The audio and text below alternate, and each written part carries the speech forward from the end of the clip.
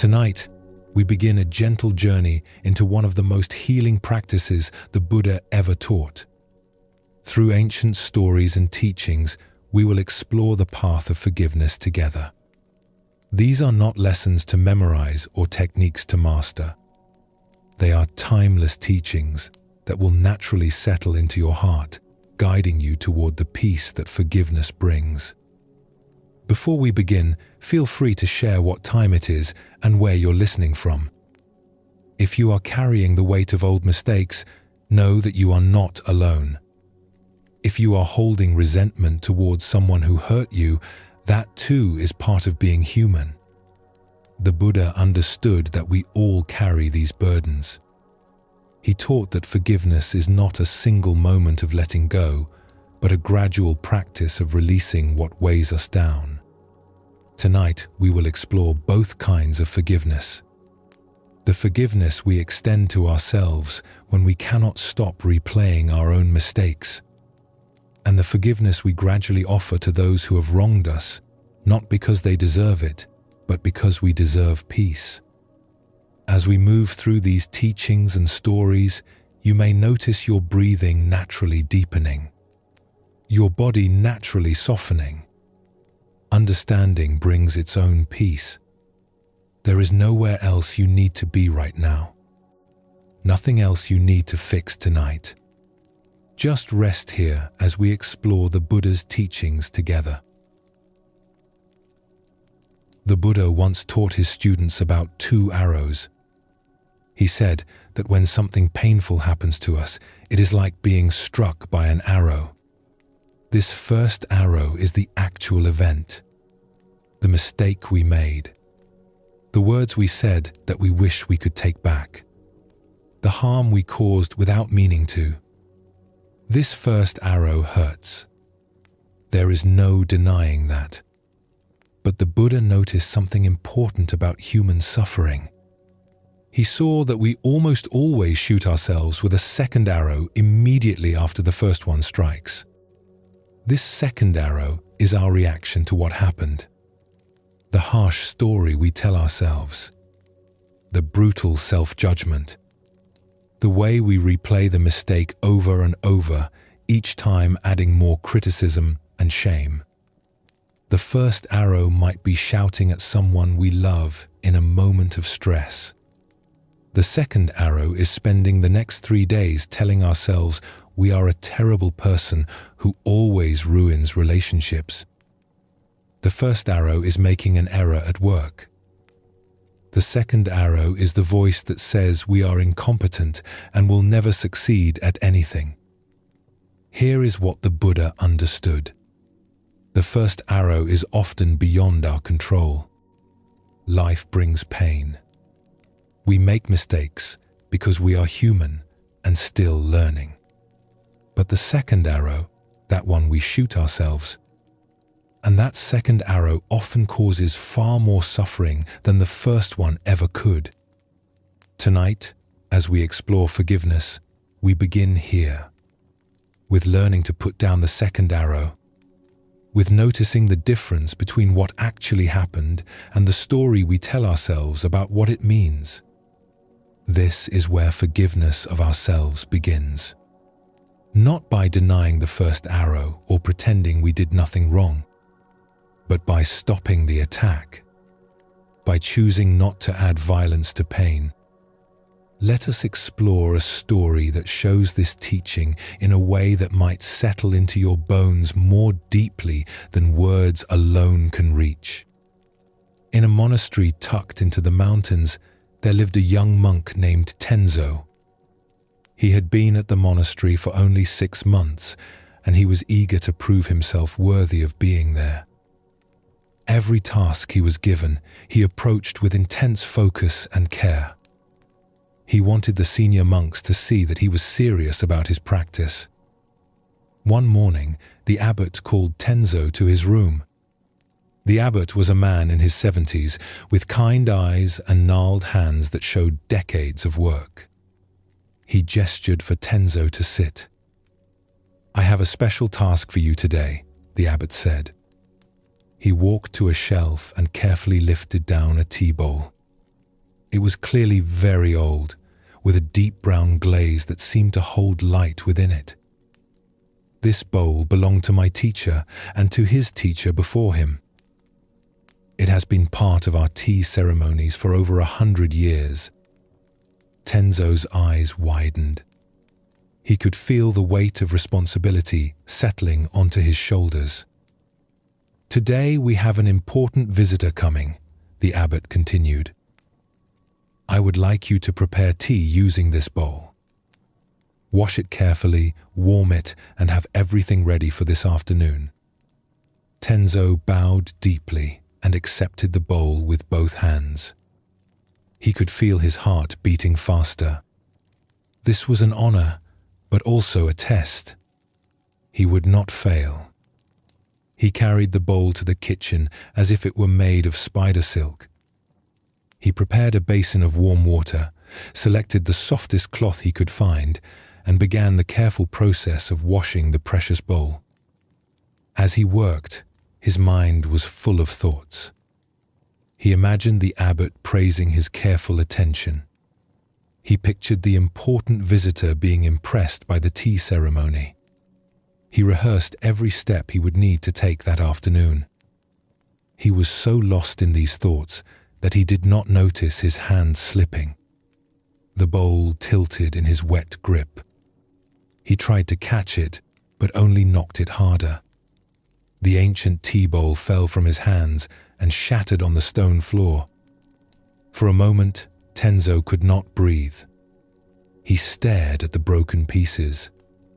Over 100 years of history, destroyed in a single careless moment.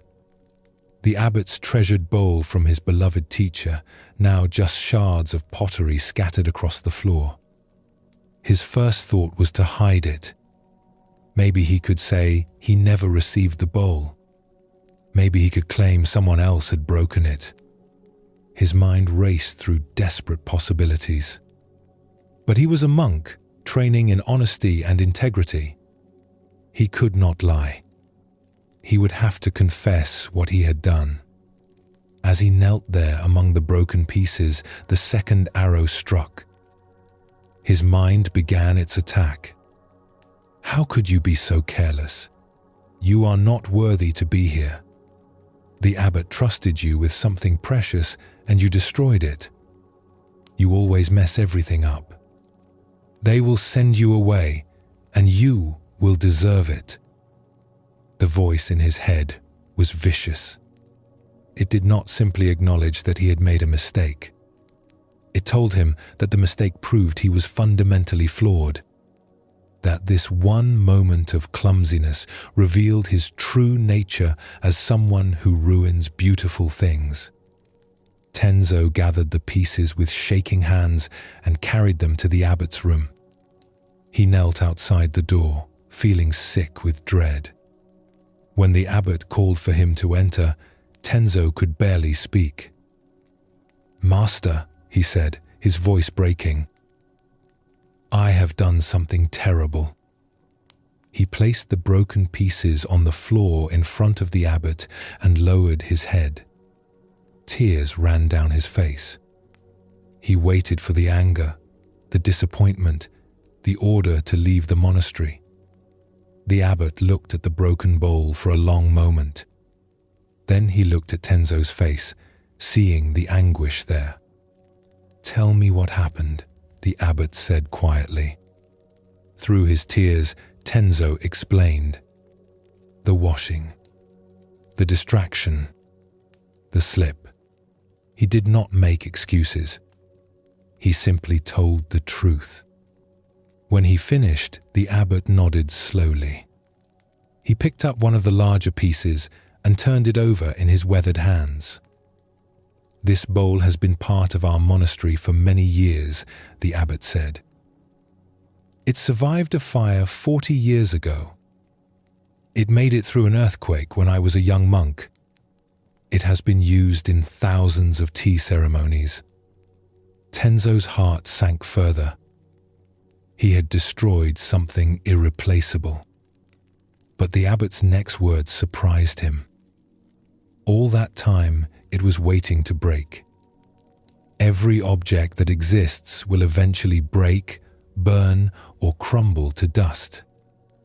This bowl's nature was always impermanence, even when it appeared whole and strong. You did not change its nature. You simply witnessed the moment when that nature revealed itself. The abbot set down the piece he was holding and looked directly at Tenzo. "Tell me, are you suffering right now?" Tenzo nodded, unable to speak. "What is causing your suffering? Is it the broken bowl, or is it the story you are telling yourself about what this means?" Tenzo thought about this. The bowl was already broken. That fact could not be changed.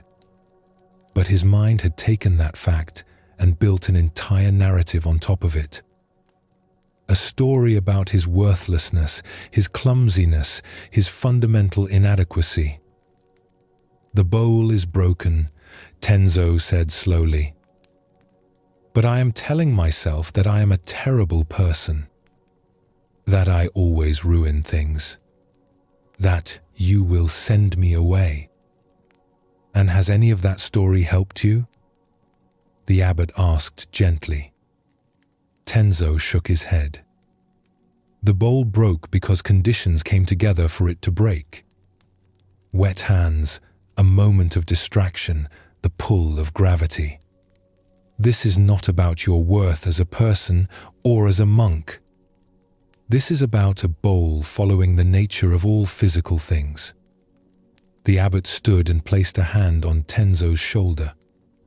The first arrow was the bowl breaking. That caused some natural disappointment. I have memories attached to this bowl, and I will miss using it. But the second arrow is the one you are shooting into yourself right now. The harsh judgment.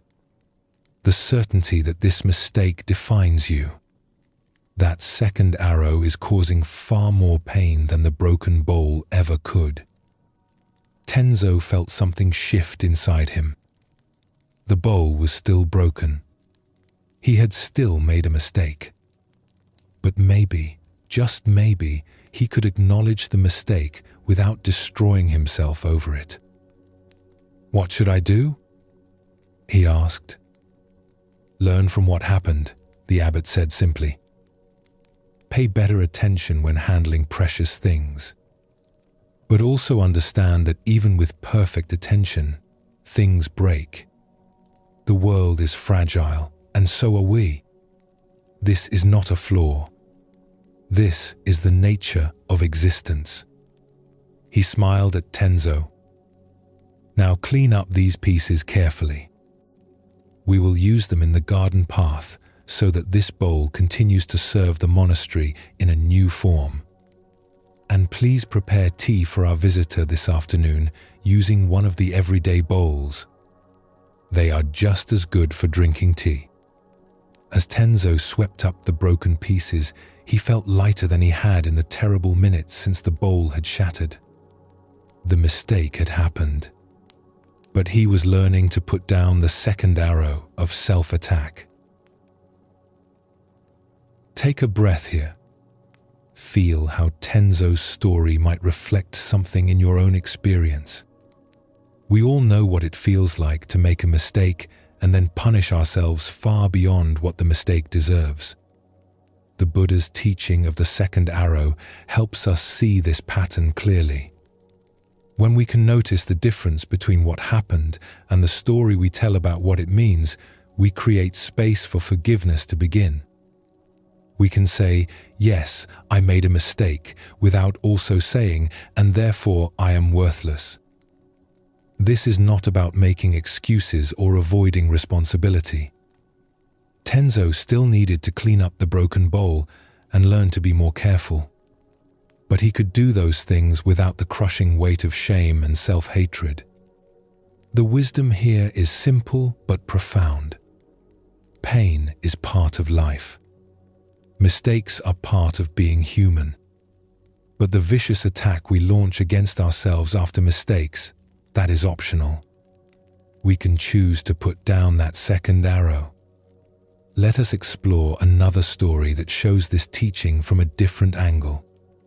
Sometimes the second arrow looks less like harsh words we say to ourselves and more like the belief that we have ruined something beyond repair. There once lived a calligrapher named Sato who was known throughout her province for the beauty of her brushwork. She had studied the art since childhood and could create characters that seemed to dance across the page with effortless grace. A wealthy family commissioned her to create a scroll for their daughter's wedding. They wanted 4 characters, meaning eternal happiness, written in Sato's most elegant style. They offered generous payment and gave her the finest silk scroll to work on. Sato prepared for this commission with great care. She fasted for 2 days to clear her mind. She practiced the characters hundreds of times on ordinary paper until every stroke felt natural and flowing. She arranged her studio to perfection, with the light coming from the exact right angle. When she finally felt ready, she laid out the precious silk scroll and prepared her ink.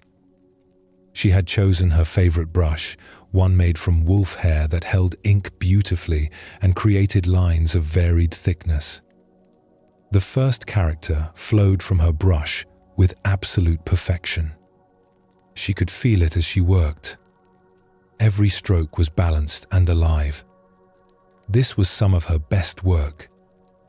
She paused before beginning the second character, taking a slow breath to maintain her focus. As she lifted her brush to start the next stroke, a sharp gust of wind blew through the open window. She had left it open for ventilation, not thinking about the autumn breezes. The wind knocked over her water jar. Water splashed across the scroll, creating a large spreading stain right through the center of her perfect first character. Sato sat frozen, watching the water soak into the expensive silk. Weeks of preparation destroyed in an instant. The commission ruined. Her reputation at stake. All because she had carelessly left the window open. The second arrow struck immediately. How could you be so stupid? A professional calligrapher knows to check these things. You have ruined everything. The family will tell everyone about your carelessness. You are a failure. She stared at the damaged scroll, feeling her chest tighten with panic and self-recrimination. She had no more silk of this quality. The wedding was in 10 days. There was no time to order more materials and start over. She had failed completely. For several minutes, Sato sat paralyzed by these thoughts. The harsh voice in her mind listed every stupid decision she had made. Leaving the window open, not securing the water jar, being overconfident. Each criticism felt like another arrow piercing her. But then, as she continued to stare at the ruined scroll, something shifted in her vision. She began to see the water stain, not as destruction, but as something with its own shape and character. It had spread in an organic pattern, like a cloud formation or a mountain silhouette. The edges were soft and gradual, quite different from the crisp, deliberate lines of calligraphy. An idea began to form. What if she worked with the stain rather than fighting against it? What if this accident could become part of the art rather than its destruction? Sato picked up her brush again, but this time with a different intention. Instead of trying to cover up the water stain or work around it as if it were not there, she began to incorporate it into her design.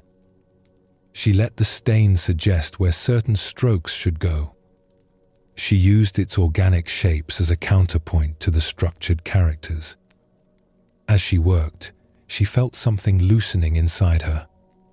The rigid perfectionism that had made her fast and practice and worry began to soften. She stopped trying to control every tiny detail and instead responded to what was actually in front of her. The accident became her partner in creation. Hours later, when she set down her brush, she looked at what she had created with wonder.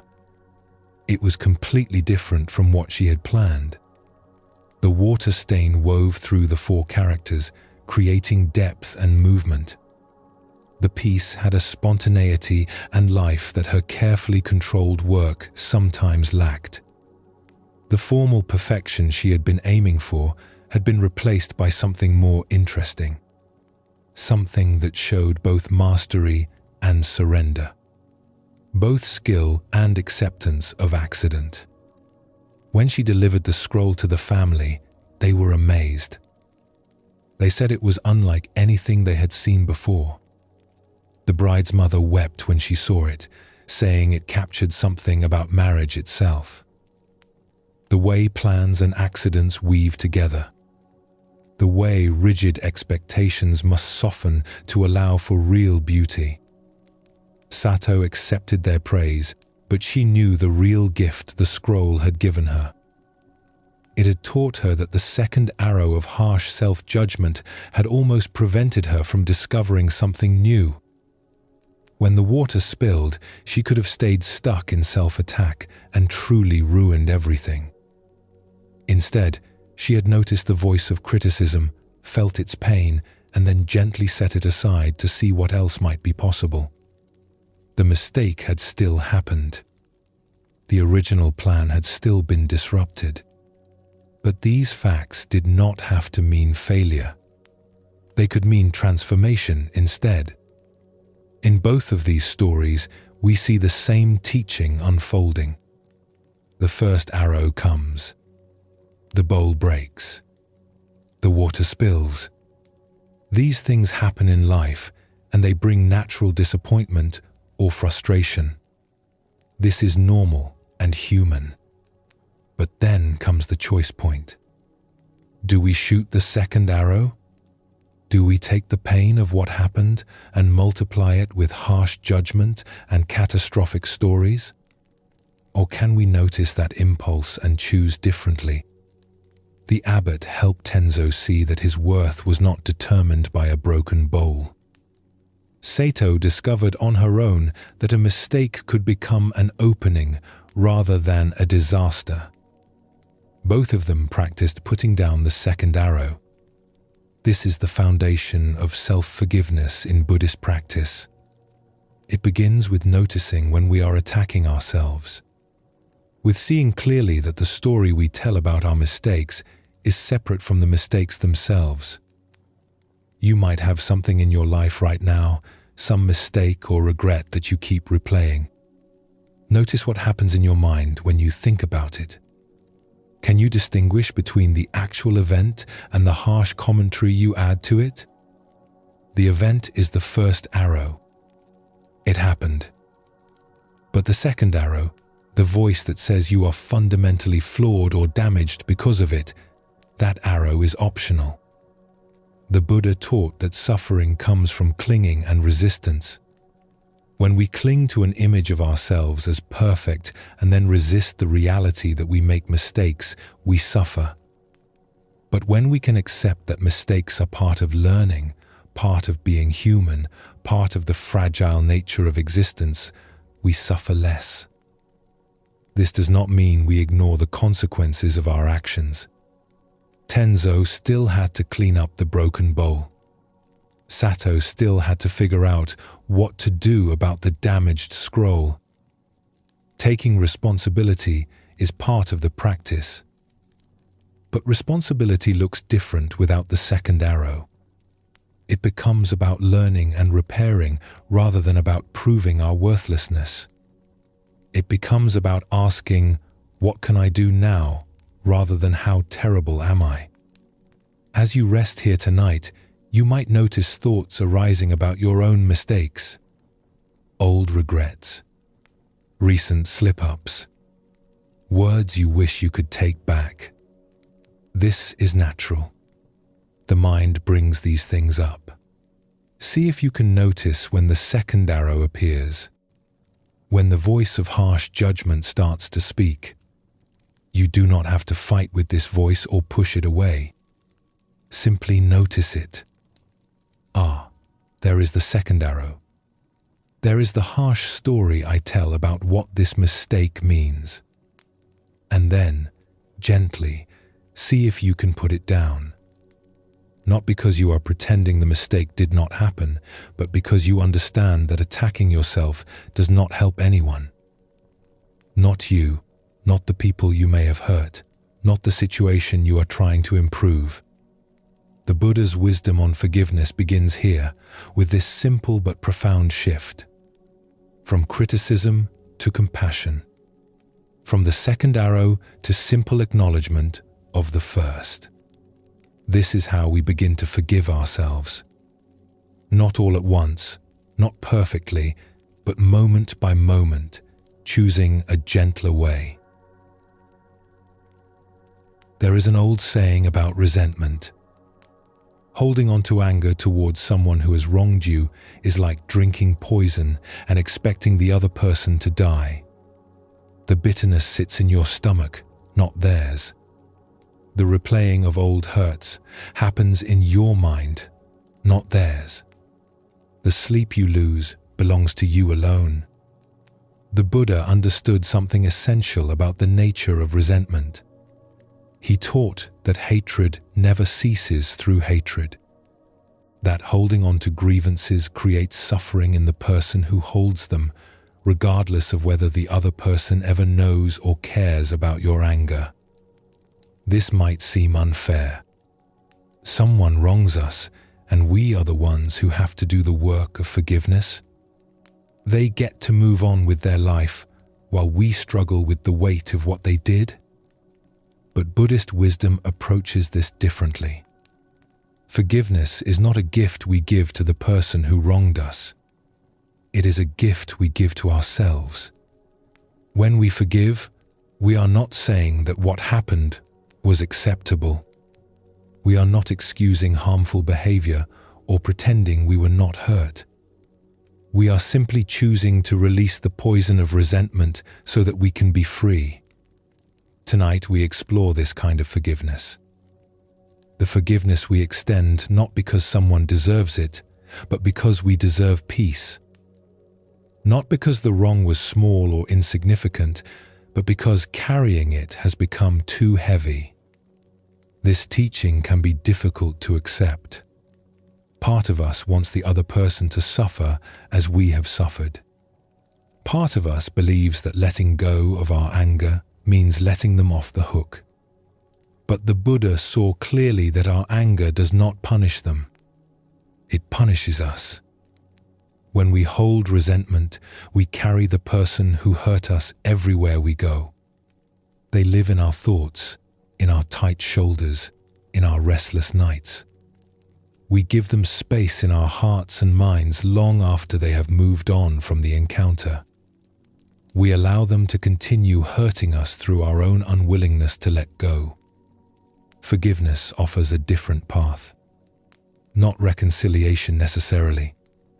Not returning to relationship with someone who caused harm, but an internal release. A decision to stop drinking the poison. Let us explore a story that shows this teaching simply and clearly. Two monks were traveling together along a muddy road after days of heavy rain. The older monk, whose name was Tanzan, had been practicing for 40 years.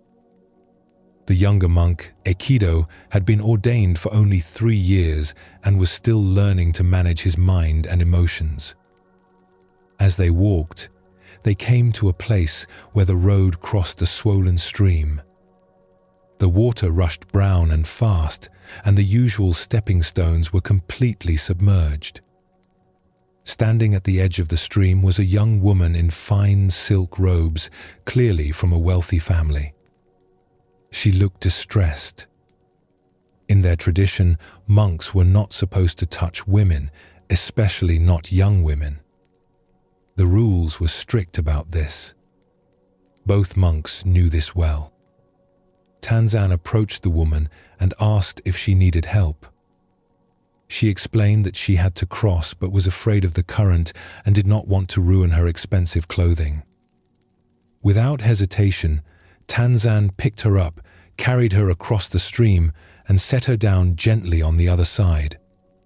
She thanked him and went on her way. The two monks continued walking. Aikido was silent, but his mind was racing. His teacher had broken the rules. Touched a woman. Carried her even. How could an elder monk, someone who was supposed to set an example, violate their precepts so casually? They walked for an hour in silence. Then another. The sun moved across the sky. They passed through a village and out the other side. Still, Aikido said nothing, but his thoughts grew louder and more agitated. Finally, after nearly 4 hours of walking, Aikido could not contain himself any longer.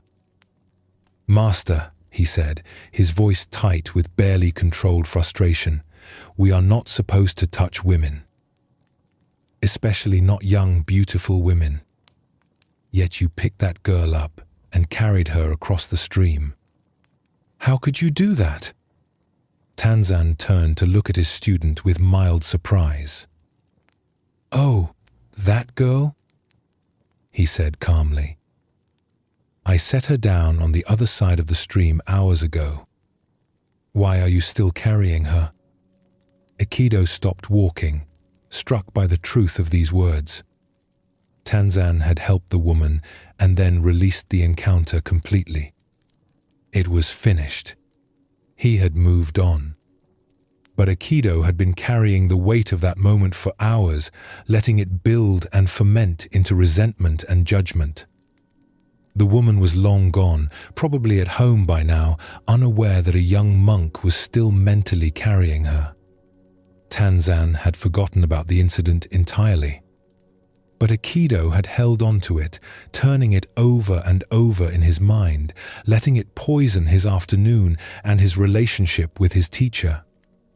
As they continued walking, Aikido began to see something about the nature of resentment.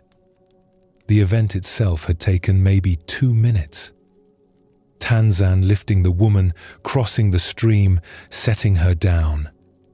2 minutes. But Aikido had spent 4 hours replaying those 2 minutes, adding layers of judgment and anger, building a whole story about what it meant. He had been carrying something that Tanzan had set down immediately. The burden was entirely of his own making.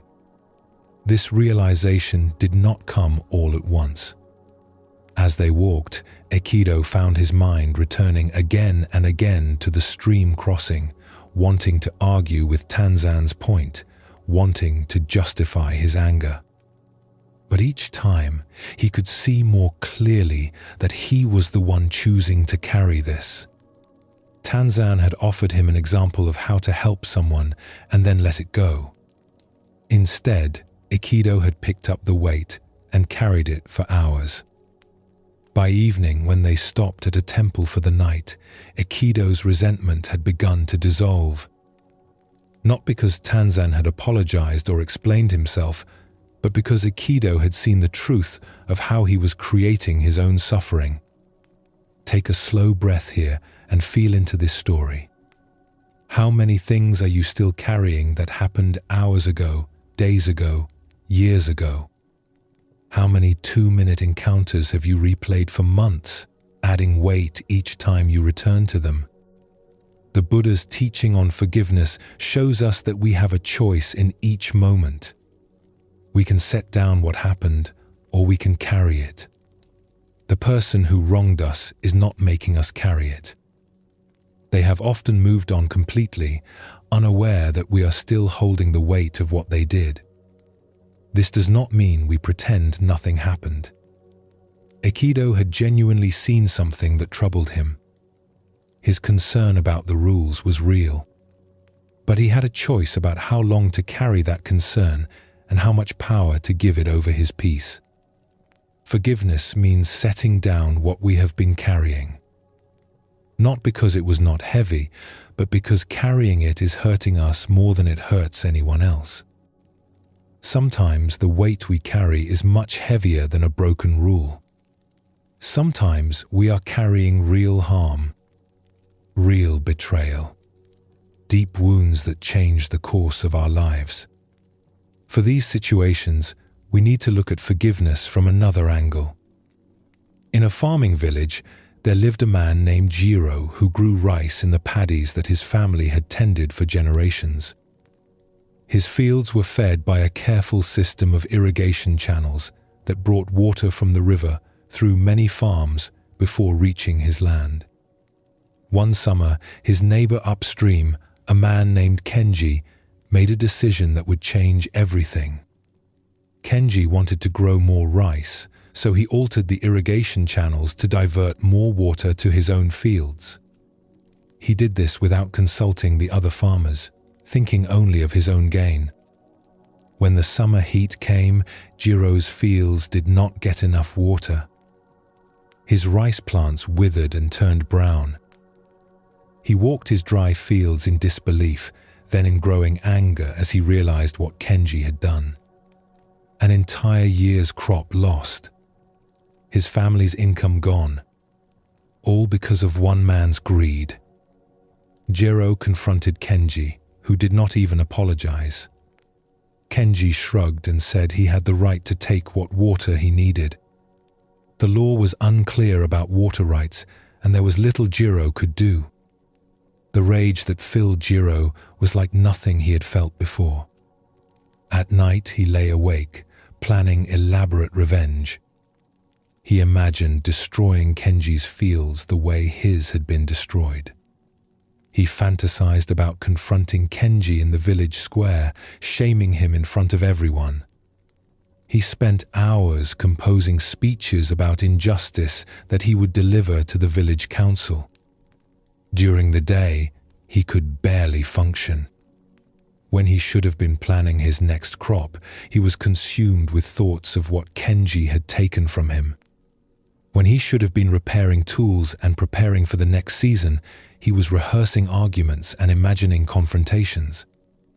His wife watched him with growing concern. His children learned to stay quiet around him, sensing the storm of anger that filled their father. Months passed, and Jiro remained trapped in his fury. One day, an old friend came to visit from a neighboring village. This friend, a man named Hideo, had known Jiro since childhood. He saw immediately that something was deeply wrong. They sat together in Jiro's house, drinking tea, and Jiro poured out the whole story. The destroyed crop, Kenji's selfishness, the injustice of it all. His voice shook with rage as he spoke. Hideo listened carefully until Jiro had said everything he needed to say. Then he was quiet for a long moment before speaking. "I am sorry this happened to you," Hideo said. "What Kenji did was wrong. He harmed you and your family, and that harm is real." Jiro nodded, grateful to be understood. "But I need to ask you something," Hideo continued. "Will your anger grow new rice?" The question landed like a stone in still water. Jiro opened his mouth to respond, then closed it again. "You have spent months consumed by this," Hideo said gently. "Months that you could have spent planning how to plant differently next season, or how to dig a new well, or how to adapt to the water you have. Instead, you have spent every day tending your anger like it is a crop that will feed your family." Jiro felt defensive. "So I should just accept what he did? Pretend it did not happen?"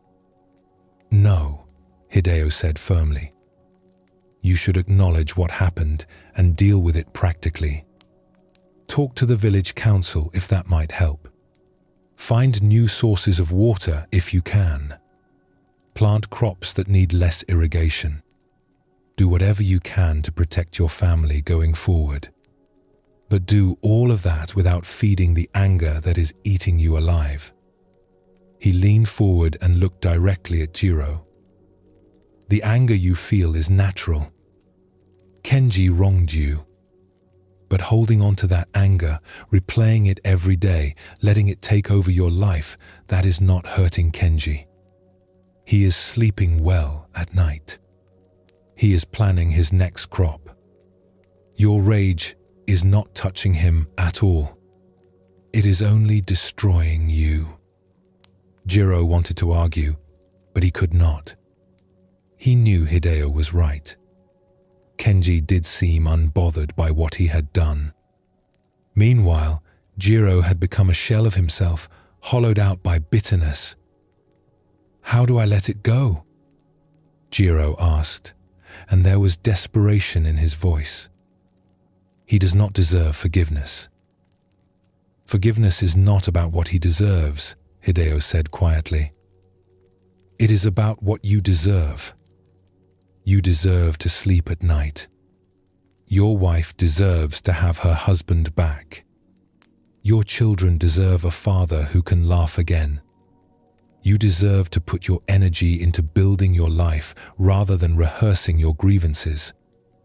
He poured more tea for both of them. Forgiving Kenji does not mean you trust him again. It does not mean you restore the friendship you once had. It does not even mean you have to speak to him. It means you stop giving him power over your inner life. It means you stop letting what he did 6 months ago determine how you feel today.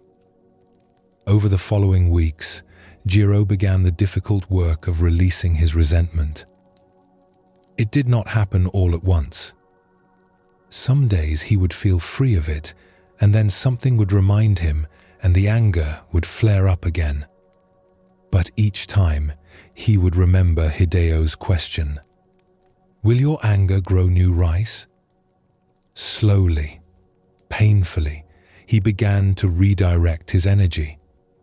He consulted with other farmers about their water sources. He experimented with crops that needed less irrigation.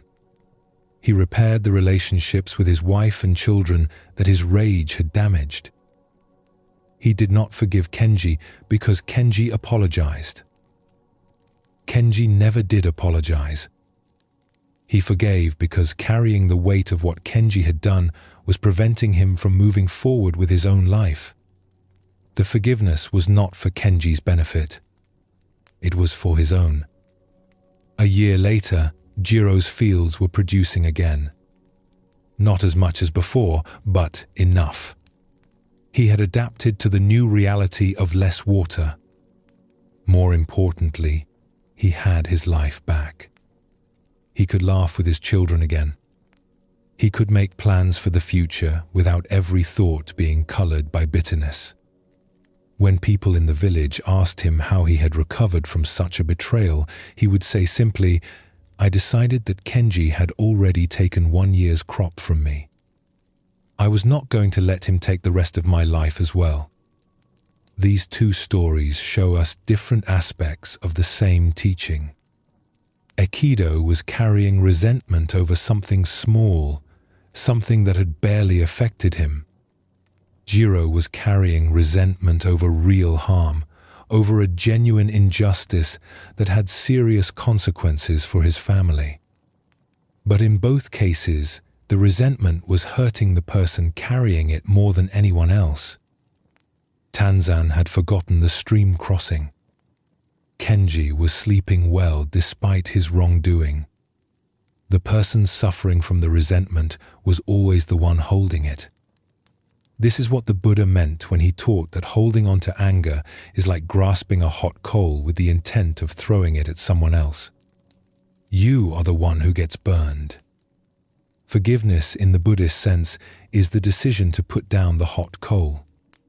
Not because the other person deserves it, but because holding it is burning your hand. This teaching can feel unfair. Why should we have to do this work when we were the ones who were wronged? Why does the burden of forgiveness fall on the person who was harmed? The answer is simple, though not easy. because we are the ones suffering from the resentment. Because we are the ones who want to be free. The person who wronged us may never change, may never apologize, may never even realize the harm they caused. We cannot control that. But we can control whether we continue to poison ourselves with bitterness. Forgiveness does not mean reconciliation. Jiro did not need to become friends with Kenji again. He did not need to trust him with anything important. He could maintain appropriate boundaries and protect himself from future harm. But he could do all of that without the corrosive bitterness that was destroying his own peace. This is an important distinction that Buddhist wisdom offers us. We can forgive someone and still choose not to have them in our lives. We can forgive and still maintain boundaries. We can forgive and still seek justice or protection. Forgiveness is an internal release, not an external reconciliation. When we forgive, we are not saying that what happened was okay. We are saying that we are no longer willing to carry the weight of it. We are choosing our own freedom over our desire for the other person to suffer. Take another slow breath and notice what arises as you consider this teaching. Is there someone you have been carrying? Some old hurt that you replay in your mind, even though the person who caused it has long since moved on? You do not need to forgive them tonight. You do not need to forgive them at all if you are not ready. But you might consider asking yourself Hideo's question. Is carrying this resentment growing anything good in your life? Or is it simply taking up space where peace could be? The Buddha taught that we each have a garden inside us. We can plant seeds of bitterness and water them with our attention until they take over the whole garden. Or we can notice those bitter plants and gently remove them, making space for something else to grow. Forgiveness is not weakness. It is not surrender. It is not letting someone off the hook. It is the recognition that holding on to resentment gives the person who wronged us continued power over our inner life. It is the decision to reclaim that power for ourselves. As you rest here tonight, you might notice resentments arising, old hurts presenting themselves. This is natural. The mind brings up what it has been carrying. You do not need to push these feelings away or pretend they are not there. But you might also ask yourself gently whether you are ready to set any of them down. Not because the person who hurt you deserves forgiveness, but because you deserve peace. Not because what happened was acceptable, but because carrying it has become too heavy. The path of forgiveness is gradual. It is a practice, not a single moment. Some days we will pick up old resentments again after we thought we had released them. This is normal. We simply notice and gently set them down once more. The Buddha's wisdom offers us this possibility, that we can release the poison we have been drinking, that we can set down what we have been carrying, that we can reclaim the energy we have been spending on old grievances and use it to build something new. This is the gift we give ourselves when we forgive. Not because anyone deserves it, but because we deserve to be free. Everyone carries regrets. Some are small, the wish that we had said something differently or made a different choice in a moment that passed quickly. But some regrets are heavy. They are the mistakes that changed the course of our lives or the lives of others. The decisions we made that we cannot undo. The harm we caused that we cannot repair. These deeper regrets can follow us for years. They surface in quiet moments. They color how we see ourselves. They create a shadow that makes it hard to believe we deserve peace or happiness. We look back at who we were when we made those mistakes, and we struggle to forgive that person, even though that person is us. The Buddha taught extensively about regret and guilt. He made an important distinction that can help us understand how to work with these difficult feelings. He taught that guilt can be useful if it leads to learning and change. When we feel remorse about harm we have caused, that feeling can motivate us to behave differently in the future.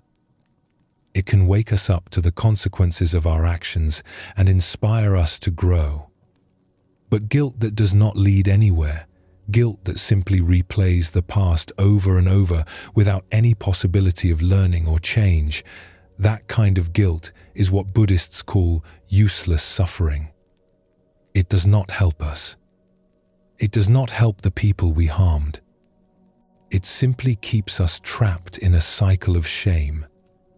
The difference is crucial. One kind of guilt says, I did something harmful and I need to learn from this, so I do not repeat it. The other kind says, I am a bad person and this mistake proves my fundamental unworthiness. One opens a path forward. The other closes all paths and leaves us stuck. When we work with deep regrets, we are working with this second kind of guilt, the kind that has become shame. We are not trying to pretend we did nothing wrong or that our mistakes do not matter. We are trying to find a way to acknowledge what we did, take responsibility for it, and still find a path toward healing and growth. The Buddha was clear that everyone has the capacity to change. No matter what we have done, no matter how far we have strayed from our values, we can choose differently starting now.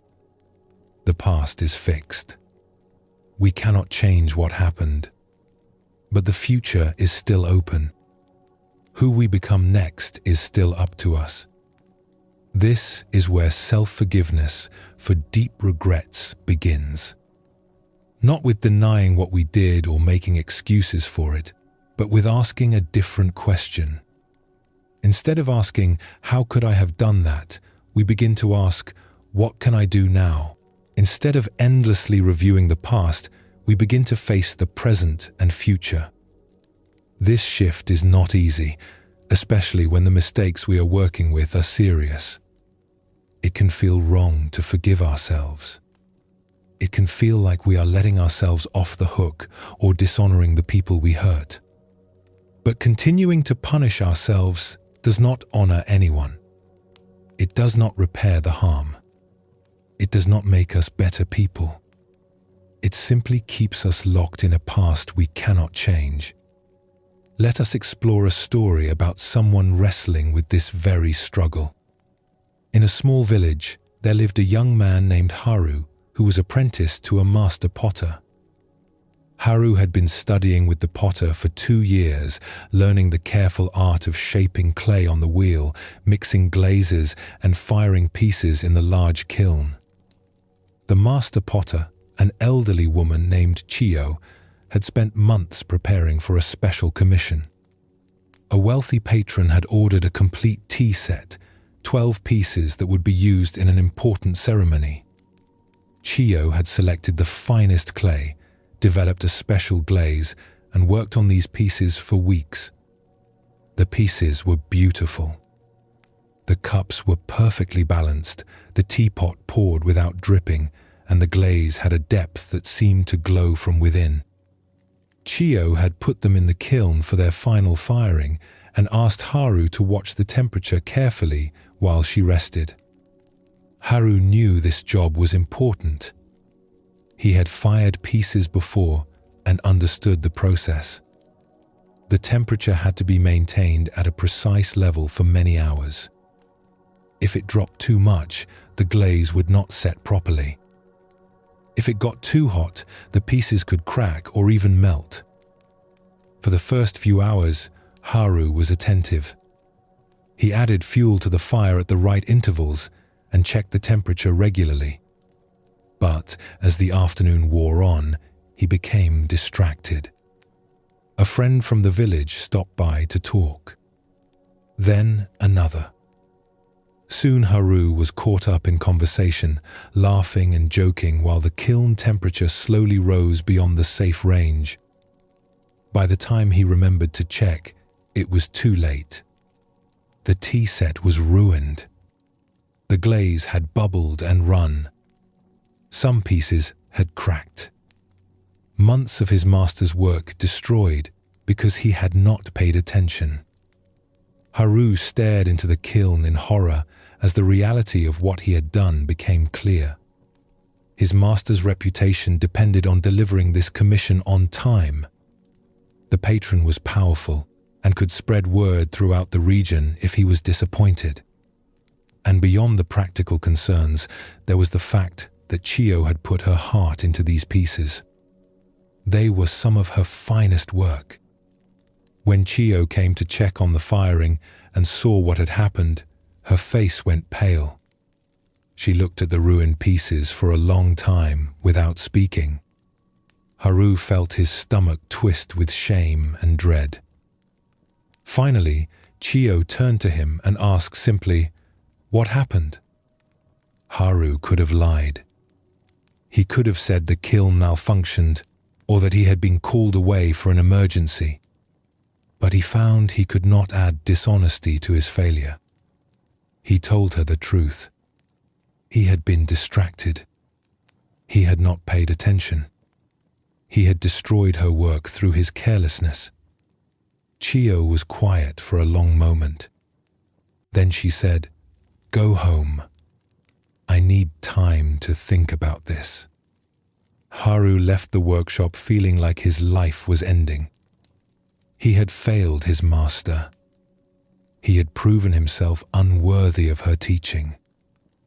She would certainly send him away, and his reputation as a careless apprentice would follow him wherever he went. That night, Haru could not sleep. He replayed the afternoon over and over in his mind. If only he had told his friends to leave. If only he had checked the temperature more frequently. If only he had been the careful, dedicated apprentice his master deserved. The weight of his mistake pressed on him until he thought he might stop breathing from the shame of it. The next morning, Chiyo sent word for him to come to the workshop. Haru walked there slowly, dreading what she would say. He found her sitting at her work table with the ruined pieces spread out in front of her. "Sit down," she said, not unkindly. Haru sat, keeping his eyes down. "Look at these pieces," Chiyo said, pushing them toward him. Haru forced himself to look at the ruined tea set. The bubbled glaze. The cracks. The distorted shapes where the clay had softened from too much heat. "Tell me what you see," Chiyo said. "I see my failure," Haru said quietly. "I see months of your work destroyed because I was not careful enough." "Look again," Chiyo said. "What else do you see?" Haru did not understand what she wanted, but he looked more carefully. After a moment, he noticed something. The way the glaze had run created interesting patterns. The cracks had their own strange beauty. The pieces were no longer what they were meant to be, but they had become something else. "I see that they are broken," Haru said, "but not completely destroyed. They have a different kind of beauty now." Chiyo nodded. "These pieces will never be the tea set I intended to make." "That is true. Your mistake cannot be undone. But they are not worthless. They are now teaching pieces. They will help me understand what happens at different temperatures. And they will teach you something far more valuable than technique." She picked up one of the cracked cups and turned it in her hands. "In pottery, we have a practice of repairing broken pieces with gold mixed into the lacquer. It is called kintsugi. The repair becomes part of the piece's beauty. The broken places are not hidden, but highlighted. The piece becomes more valuable because of its history, not in spite of it. She set down the cup and looked at Haru directly. You made a serious mistake. You were careless with something important, and there are real consequences. I will have to tell the patron that the tea set will be delayed. I will have to start over. This is not nothing. But the question now is not whether you made a mistake. The question is what this mistake will teach you. Haru felt tears building behind his eyes. I have learned to pay attention, he said. I will never be so careless again. Yes, Chiyo agreed. But there is something deeper to learn. You have learned what it feels like to fail at something important. You have felt the weight of letting someone down. This experience, painful as it is, will make you a better potter and a better person if you let it. It will make you more careful, yes, but it will also make you more humble, more compassionate when others make mistakes, more grateful when things go right.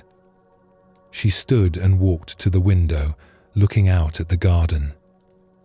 I have been a potter for 50 years. Do you know how many pieces I have ruined in that time?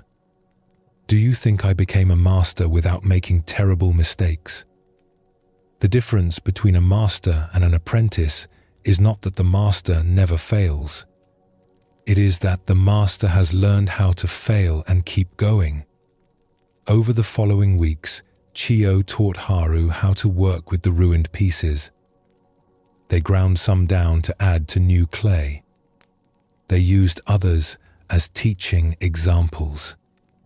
And together, they practiced kintsugi on the cracked pieces, filling the breaks with lacquer mixed with gold dust. When they finished, the repaired pieces were stunning. The gold lines traced through them like rivers of light. They were no longer functional teacups, but they had become something else. Small sculptures that held their own broken history as part of their beauty. Chiyo kept one of these pieces on her work table where Haru could see it every day. It became a reminder, not of his failure, but of the possibility that mistakes can become teachers, that what we break can be repaired in ways that make it more beautiful, that our flaws and failures, when met with honesty and learning, can become sources of wisdom. Years later, when Haru had become a skilled potter in his own right, he kept his own collection of failed pieces in his workshop. When students came to him worried that they were not talented enough or that they made too many mistakes, he would show them these pieces and tell them the story of the ruined tea set. I thought that mistake would end my career, he would say. I thought I had proven myself unworthy of learning this art. But my master showed me that the mistake was part of the learning. She helped me understand that I was not defined by my worst moment. That growth happens through failure, not in spite of it. The Buddha's wisdom on self-forgiveness for deep regrets is not about pretending we did nothing wrong. It is about understanding that endless self-punishment does not serve anyone. It is about asking what we can learn and who we can become. When we hold on to regrets without allowing them to teach us, we stay frozen as the person who made those mistakes. We refuse to grow. We refuse to change. In a way, we dishonor the harm we caused by learning nothing from it. But when we can acknowledge what we did, feel the appropriate remorse, and then ask what this teaches us about how to live differently, we transform the mistake into wisdom. We become someone who is less likely to cause that kind of harm again. This is how we honor the people we hurt. Not through endless guilt, but through genuine transformation. Take another slow breath and notice what arises as you sit with this teaching. Is there some old regret that you have been carrying? Some mistake that you replay in your mind as evidence of your unworthiness? You do not need to let go of it tonight. You do not need to forgive yourself completely in this moment. But you might ask yourself gently, what has this regret taught me? How has it made me more careful, more compassionate, more aware? Can I see any gold in the cracks of this old break? The Buddhist path teaches that everyone has the capacity to change. The person you were when you made your worst mistake is not the person you are now. You have learned. You have grown. That growth matters. That change is real. Forgiving yourself does not mean you stop being responsible. It means you take responsibility in a way that serves the future rather than just punishing the past. It means you honor the harm you caused by becoming someone who causes less harm going forward. This is not easy work. Deep regrets do not release quickly. They may need to be forgiven again and again, layer by layer, as we grow in our understanding and compassion. But each time we choose transformation over self-punishment, we take a step toward healing. Each time we ask what we can learn rather than how we can suffer, we move closer to peace.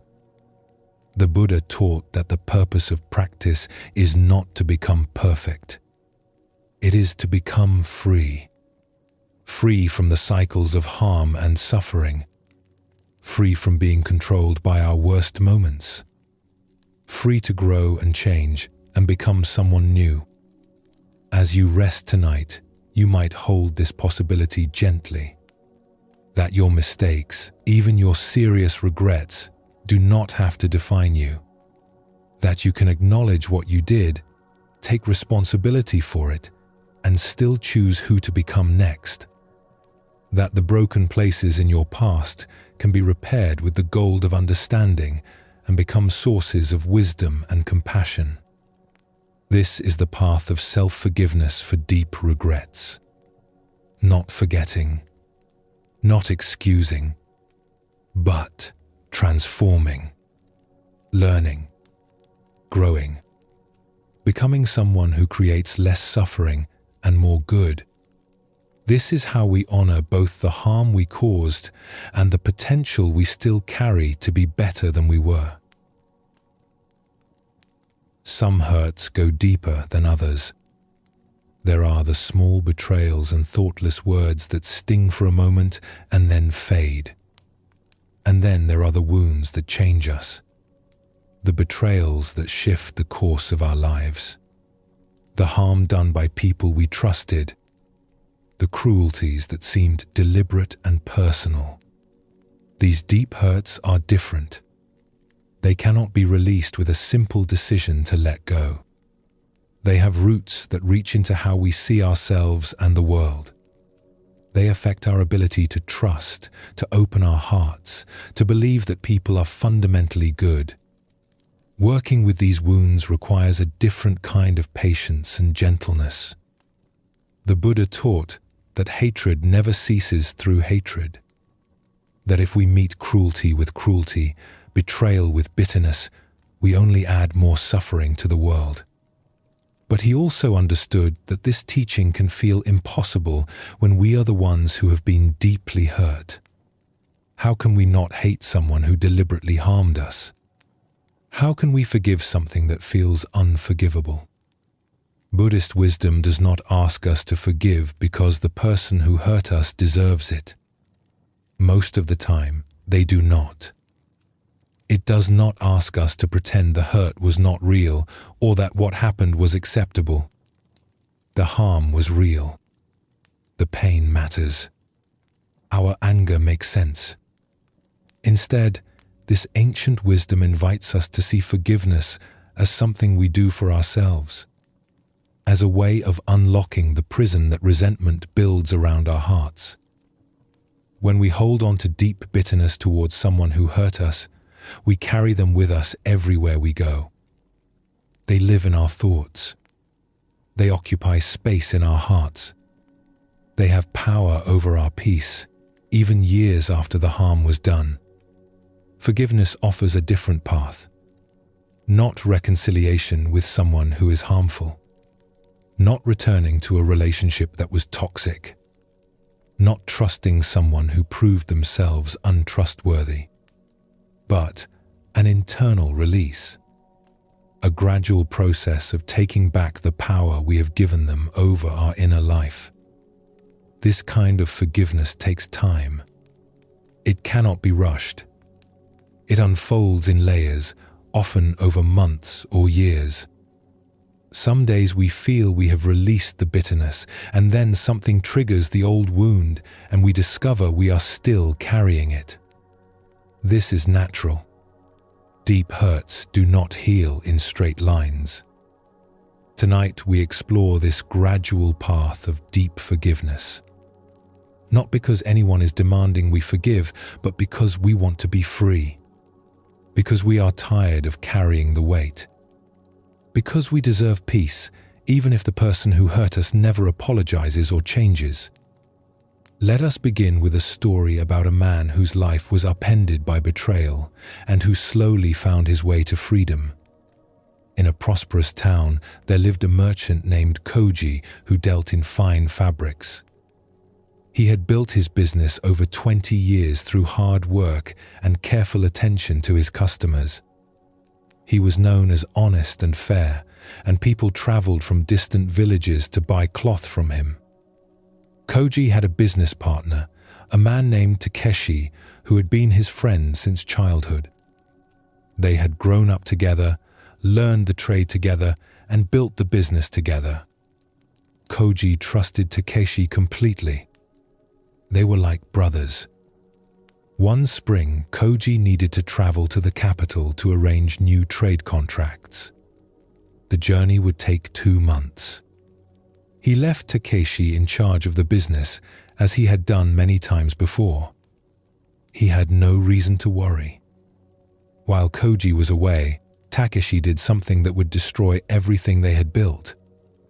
He had been gambling secretly for years and had accumulated terrible debts. In desperation, he sold off most of the business's inventory at a loss and took the money to pay his creditors. Then he disappeared, leaving only a brief note that said he was sorry but had no choice. When Koji returned home, he found his shop nearly empty and his reputation in ruins. Customers who had paid for fabric that Takeshi had sold elsewhere were demanding their money back. Creditors were knocking on his door. Word spread quickly through the town that Koji's business was failing. Koji lost everything. His shop, his home, his standing in the community. 20 years of careful work destroyed by the actions of someone he had trusted like family. He tried to rebuild, but the damage was too extensive. People no longer trusted him. They assumed he must have been involved in Takeshi's deception somehow. At first, Koji was numb with shock. He could not believe Takeshi had done this. His mind kept searching for other explanations, some misunderstanding that would make sense of what had happened. But as the reality became clear, the numbness gave way to rage. Koji's anger was like a fire that consumed everything else in his life. He would lie awake at night, imagining confronting Takeshi. He rehearsed speeches about betrayal and friendship. He fantasized about revenge, about somehow making Takeshi suffer as he was suffering. During the day, he could barely function. He took a job as a laborer since he could no longer work as a merchant, but his mind was never on his work.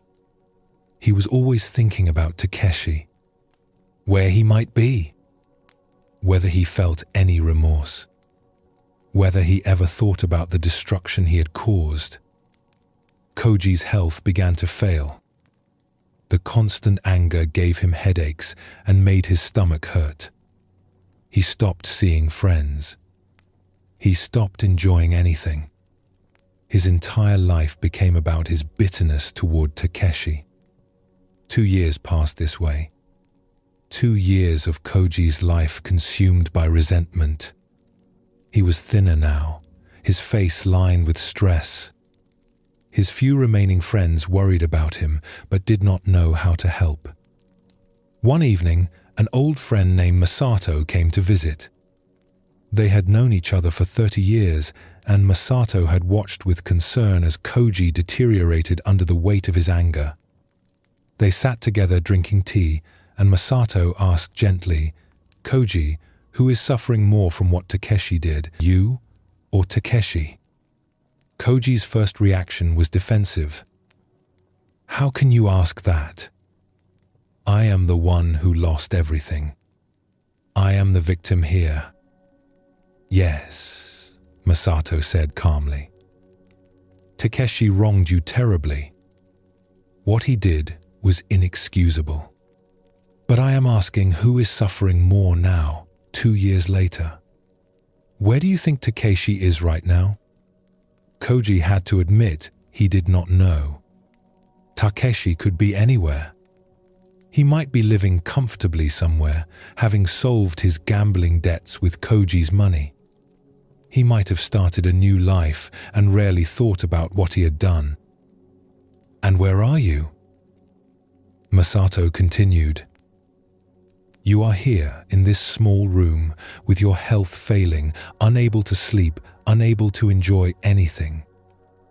Your anger has not touched Takeshi at all. It has only consumed you." The words hit Koji like a physical blow. He wanted to argue, but he could not. He could see the truth of what Masato was saying. Takeshi had destroyed his business 2 years ago. But Koji had been destroying himself every day since then with his bitterness. "How do I stop?" Koji asked, and his voice broke. "I do not know how to let this go. Every time I think about what he did, the anger comes back just as strong." Masato was quiet for a moment. "I do not think you can let it go all at once. This wound is too deep for that. But you can begin to loosen your grip on it. You can start choosing your freedom over his punishment." He poured more tea for both of them. "What if you began a small practice?" Masato suggested. "Each morning, when you wake up and the anger is there, you acknowledge it. You say to yourself, 'Yes, I am still angry about what Takeshi did.' That anger makes sense. But then you also say, 'Today I choose my own peace over this bitterness. Just for today, I will not feed this anger.'" Koji looked skeptical. "That is all?" "That is enough to begin with," Masato said. "You do not need to forgive Takeshi completely. You do not need to wish him well or hope you see him again. You just need to start choosing yourself, choosing your health, choosing your life." He leaned forward and spoke with gentle firmness. "Takeshi already took your business and 2 years of your life. How much more will you let him take? He is not here, but you are giving him power over every moment of every day. You are letting him steal your peace, your health, your future. This is a choice you are making, whether you realize it or not." That night, Koji could not sleep as usual. But instead of rehearsing his rage, he thought about Masato's words. The idea that he was choosing to give Takeshi power over him felt uncomfortable, almost insulting. But the more he sat with it, the more he could see its truth. The next morning, Koji tried the practice Masato had suggested. When he woke up and the familiar anger arose, he said quietly to himself, "Yes, I am still angry at Takeshi. What he did was wrong. But today, I choose my peace." Nothing dramatic happened. The anger did not disappear, but he felt something shift slightly, like a door opening just a crack. He had acknowledged the anger without feeding it. He had chosen himself just for that moment. He continued this practice every morning. Some days it felt meaningless. The anger would come back just as strong within minutes. But some days he would notice hours passing without thinking about Takeshi. Small spaces of peace would open up where there had been only bitterness before. Slowly, gradually, over many months, Koji began to reclaim his life. He started to notice things he had not seen in years. The way morning light came through his window, the taste of his food, the kindness of neighbors who greeted him on the street. He realized that he had been so consumed by what he had lost that he could not see what he still had. His health, once he stopped poisoning it with rage. His skills, which no one could take away. His capacity to start again, if he chose to. 3 years after Takeshi's betrayal, Koji had rebuilt a modest version of his old life. He worked as a cloth merchant again, but on a smaller scale. He had a few loyal customers who appreciated his honesty. He would never be as prosperous as he once was, but he had enough. More importantly, he had peace. One day, someone brought him news that Takeshi had been seen in a neighboring town. Koji noticed that this information did not send him into the familiar spiral of rage. He felt something, a tightness in his chest, a brief flash of the old bitterness. But it passed quickly. He realized that he had forgiven Takeshi without ever consciously deciding to. The forgiveness had happened gradually, not through any grand gesture, but through thousands of small choices to prioritize his own peace over his anger. He had released Takeshi from the locked room in his mind where he had been holding him prisoner. The forgiveness did not mean he trusted Takeshi. It did not mean he would ever want to see him again. It did not mean what Takeshi had done was acceptable. It simply meant he had stopped giving Takeshi power over his inner life. He had stopped letting the betrayal define every moment. When people asked him years later how he had recovered from such a devastating loss, Koji would say, "Takeshi took my business. That was his choice and his wrong. But I was giving him my peace, my health, my future. That was my choice. When I finally understood that, I could stop." Take a gentle breath and notice what this story brings up for you. Koji's journey shows us that forgiving deep hurt is not a single decision, but a gradual practice. Each morning he chose his peace. Each day he loosened his grip on the bitterness just a little. Over time, these small choices added up to freedom. The wisdom here is important to understand clearly. Koji did not forgive because Takeshi deserved it.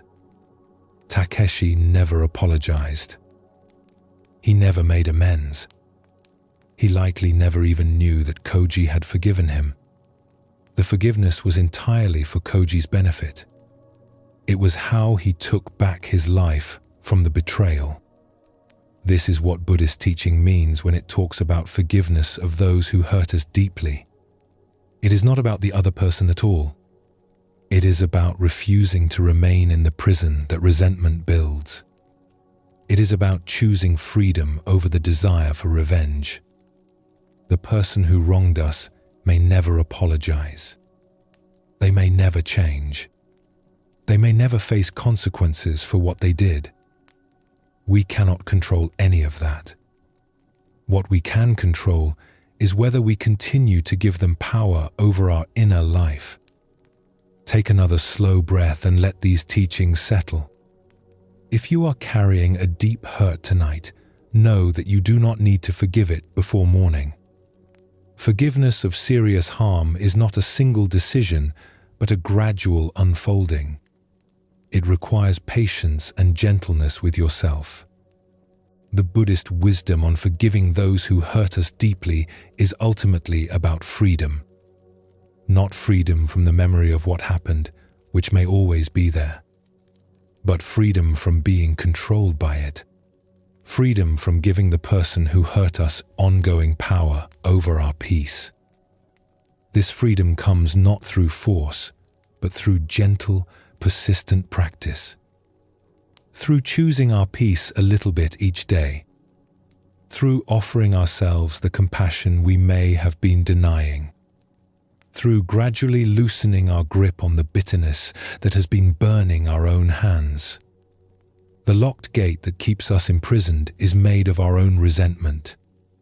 We can unlock it, not because the person who hurt us deserves our forgiveness, but because we deserve to be free.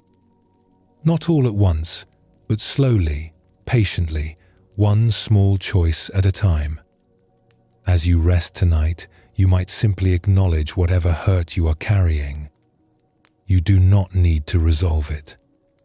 You do not need to forgive it fully, but you might offer yourself compassion for carrying it. You might choose, just for tonight, to prioritize your own peace over the bitterness. That is enough.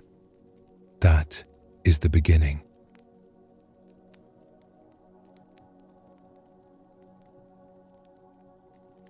There is a difference between guilt and shame that the Buddha understood deeply. Guilt says, "I made a mistake." Shame says, "I am a mistake." Guilt looks at our actions and asks how we can do better. Shame looks at our very being and declares us fundamentally flawed. Guilt can be useful. It can wake us up to the effects of our actions. It can motivate us to change and grow.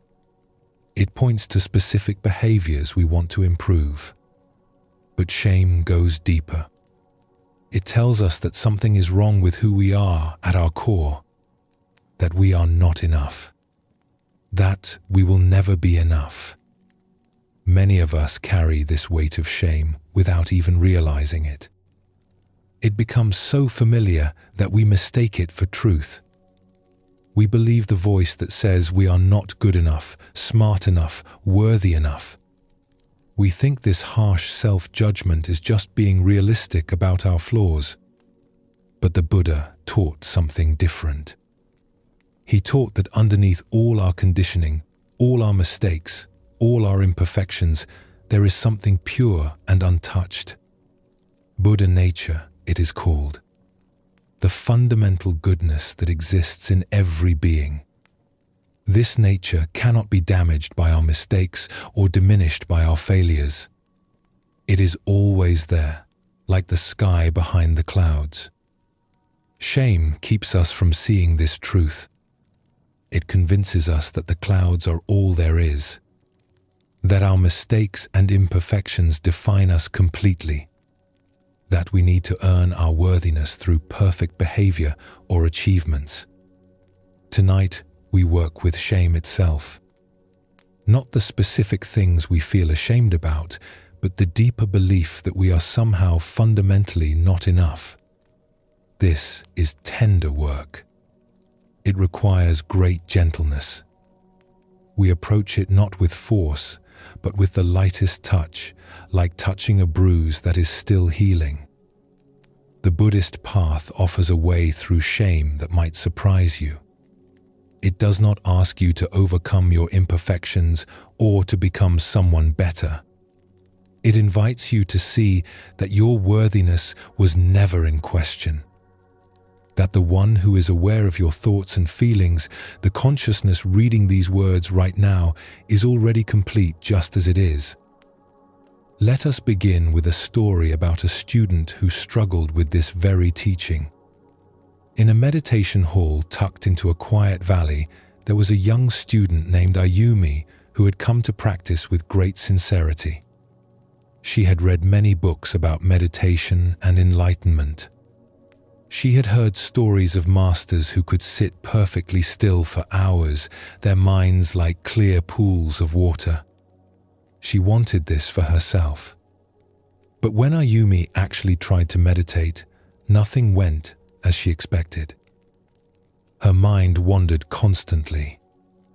She would set the intention to follow her breath, and within moments she would be planning her day or replaying a conversation or thinking about what to eat for lunch. She tried harder. She concentrated with all her effort. But the thoughts just kept coming. After each meditation session, Ayumi would feel a heavy sense of failure. Other students seemed to sit so peacefully. They looked serene and focused. She was certain they were having profound experiences while she struggled with the most basic instruction. Something must be wrong with her. She must not be cut out for this practice.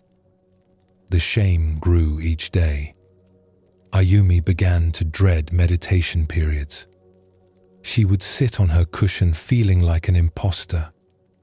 Everyone else belonged here. Everyone else could do this.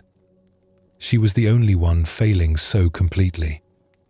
One evening, after a particularly difficult sitting where her mind had been especially scattered, Ayumi approached her teacher with tears in her eyes. The teacher, an elderly woman named Setsuko, invited her to sit and share what was troubling her. "I cannot do this," Ayumi said, her voice breaking. "I have been here for 2 months, and I am no better at meditation than when I started. My mind wanders constantly. I cannot concentrate. I must be doing something fundamentally wrong." Teacher Setsuko listened with kind attention. When Ayumi finished, the teacher was quiet for a moment. Then she asked a simple question. "When your mind wanders during meditation, who notices that it has wandered?" Ayumi looked confused. "I do. I notice that I am thinking instead of following my breath." "And in that moment of noticing, are you aware?" "Yes, of course." "So there is awareness there," Setsuko said gently. "Awareness that notices when attention has drifted. That awareness is what we are cultivating in meditation, not the ability to stop all thoughts. The awareness that sees thoughts as they come and go." She gestured toward the window where the evening sky was visible. "Tell me, what do you see when you look outside?" Ayumi looked. "I see the sky. Some clouds. The mountains in the distance." "Do the clouds ruin the sky?" Setsuko asked. "No, they are just passing through." "Exactly. The sky does not push the clouds away or judge itself for having clouds in it. The sky simply holds whatever appears and disappears. It remains spacious and clear regardless of what passes through it." The teacher looked at Ayumi with gentle eyes. "Your awareness is like the sky.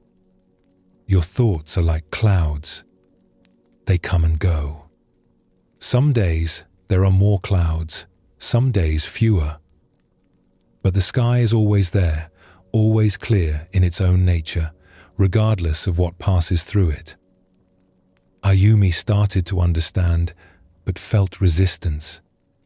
"But I want to be able to meditate properly, to have a quiet mind like the advanced students." "What makes you think their minds are quiet?" Setsuko asked with a soft laugh. "I have been practicing for 40 years, and my mind still produces thoughts like a river produces water. The difference is not that my mind is empty. The difference is that I no longer judge myself for having a mind that thinks." She leaned forward slightly. "You are creating suffering not because your mind wanders, but because you are attacking yourself each time it does. The wandering mind is just weather passing through the sky. Your harsh judgment, your certainty that something is wrong with you, that is the extra layer of pain you are adding. Ayumi felt something loosen in her chest. She had been so focused on her failure to achieve a perfectly quiet mind that she had not noticed the cruelty of her inner voice. Each wandering thought had been met with harsh criticism. Of course, I cannot do this. I am not good enough. Something is wrong with me. What should I do differently? She asked. Try meeting your wandering mind with kindness instead of criticism, Setsuko suggested. When you notice you have been thinking, instead of attacking yourself, simply note it gently. Thinking, and then return to your breath. No drama, no judgment. Just a gentle return, like a grandmother redirecting a wandering child. Over the following weeks, Ayumi practiced this new approach. At first, it felt strange to be kind to herself when her mind wandered. The old habit of self-criticism was strong, but gradually, she began to notice a difference. When she met her scattered attention with gentleness instead of judgment, meditation became easier. Not because her mind produced fewer thoughts, but because she was no longer fighting a war with herself. The thoughts came and went. She noticed them. She returned to her breath. Sometimes she returned 50 times in a single sitting. But each return was gentle now, not harsh. Months later, Ayumi realized that she had learned something more valuable than how to quiet her mind. She had learned how to stop abandoning herself, how to meet her imperfections with the same kindness she would offer a friend, how to see that awareness itself, the part that noticed thoughts coming and going, was never flawed or failing. The shame she had carried about not being good enough at meditation had dissolved not because she became perfect at it, but because she stopped demanding perfection. She had discovered that the sky of her awareness was always clear, even when filled with the clouds of wandering thoughts. Take a breath here and feel what this story might be offering you. How much suffering do we create by demanding that we be different than we are? How much shame comes from believing we should be further along, better at things, more accomplished, or more peaceful? The wisdom in Ayumi's story is simple but profound. The problem was never her wandering mind.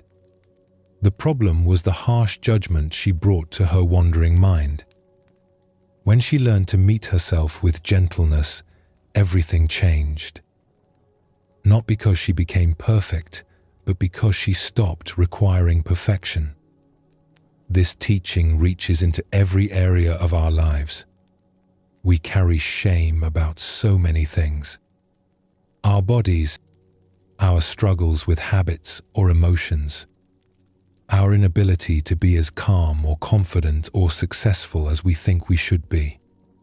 All of this shame rests on the belief that we are not enough as we are. But what if that belief is simply not true? What if, like the sky holding clouds, our fundamental nature is already complete? What if our struggles and imperfections are just weather passing through, not evidence of our unworthiness? Let us explore another story that shows this teaching from a different angle. In a mountain village, there lived a woodcarver named Kaito, who was known throughout the region for the beauty of his work. He could transform ordinary blocks of wood into elegant bowls, graceful statues, and intricate decorative pieces. People would travel to his workshop to watch him work and to purchase his creations.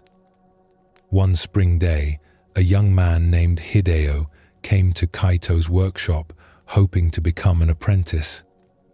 Hideo had always admired fine craftsmanship and dreamed of learning this skill. When Kaito agreed to teach him, Hideo felt his dream was beginning. But as Hideo began to learn, he became increasingly discouraged. His hands fumbled with the tools. His cuts were uneven. The wood would split in the wrong places. He would watch Kaito's hands move with fluid grace and then look at his own clumsy efforts and feel deep shame. One afternoon, after Hideo had ruined yet another piece of wood through a careless cut, he threw down his tools in frustration. "I will never be able to do this," he said bitterly. "My hands are not made for this work. I am wasting your time." Kaito set down his own tools and looked at his apprentice with calm eyes. He held up his weathered hands for Hideo to see. They were gnarled and scarred, with calluses on every finger and old cuts that had healed into white lines. "Look at these hands," Kaito said. "What do you see?" Hideo looked closely. "I see the hands of a master craftsman. Hands that have done this work for many years." "Look again," Kaito said. "What else?" Hideo studied the hands more carefully. He saw the scars, the places where tools had slipped, the marks of burns from hot oil used to finish wood, the crooked finger that had clearly been broken at some point and healed slightly wrong. "I see scars," Hideo said. "Marks from mistakes and accidents." Kaito nodded. "Each of these scars tells a story of learning.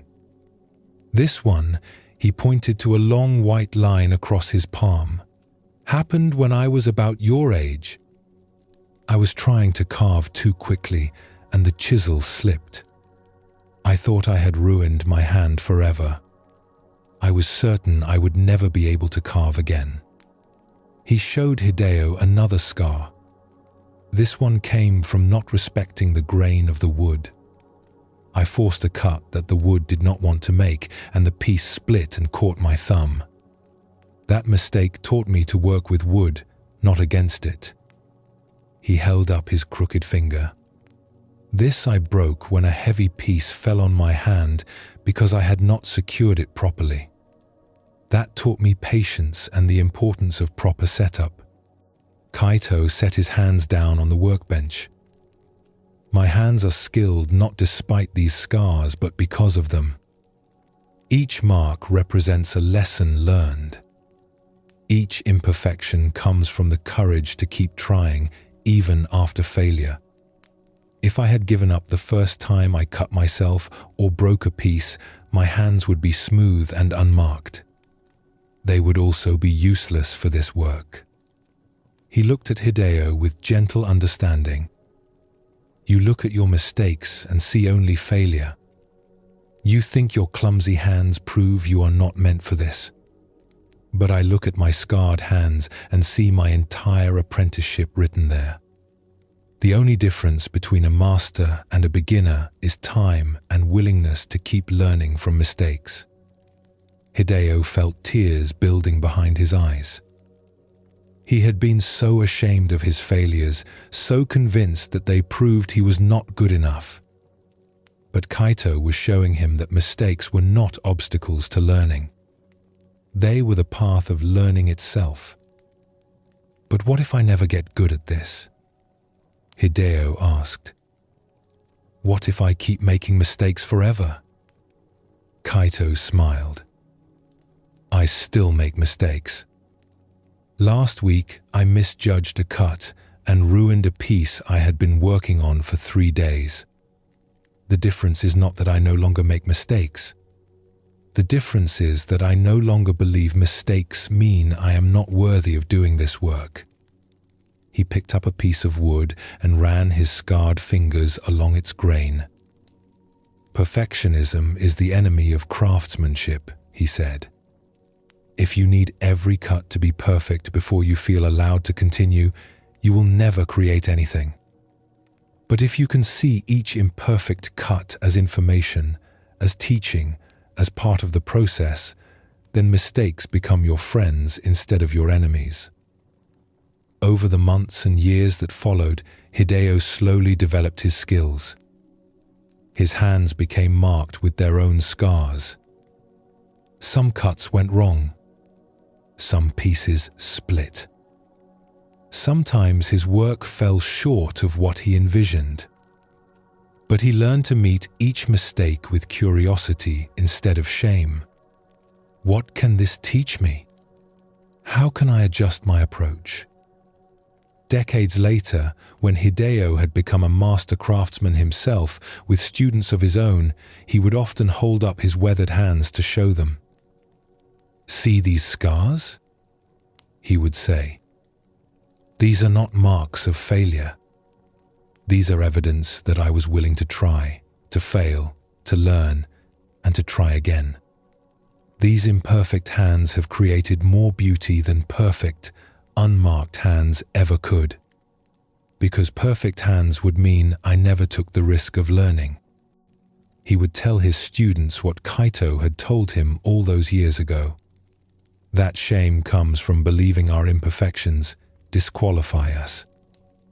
That freedom comes from understanding that our imperfections are simply part of being human, part of learning, part of having the courage to engage with life instead of standing safely on the sidelines.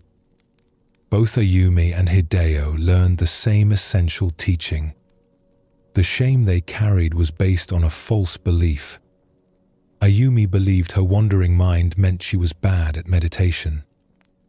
Hideo believed his mistakes meant he was not meant to be a craftsman. Both discovered that what they saw as evidence of their unworthiness was actually just evidence of being human and learning. The Buddhist understanding of shame is rooted in this insight. We are not our mistakes. We are not our imperfections. We are not our struggles or our failures. These are just experiences passing through the awareness that we are. Like clouds passing through the sky, like scars on hands that work with wood. Our fundamental nature, what Buddhism calls Buddha nature, is never damaged by our imperfections. The awareness that notices our mistakes is itself never mistaken. The consciousness that feels shame is itself not shameful. There is something in us that remains whole and complete regardless of what we have done or failed to do. This is not a belief we need to force ourselves to accept. It is something we can discover through gentle inquiry. Who is it that feels shame? Who is aware of feeling not enough? When we turn attention back to the awareness itself, we find something that was never broken and never needed fixing. Shame dissolves not through achieving perfection, but through recognizing that we never needed to be perfect in the first place. Like Setsuko told Ayumi, the sky does not push away clouds or judge itself for having them. It simply remains spacious and clear while weather passes through. Take another slow breath and notice what happens when you imagine meeting yourself with this kind of acceptance. Not forcing yourself to be different, but simply allowing yourself to be as you are in this moment. Thoughts and all. Imperfections and all.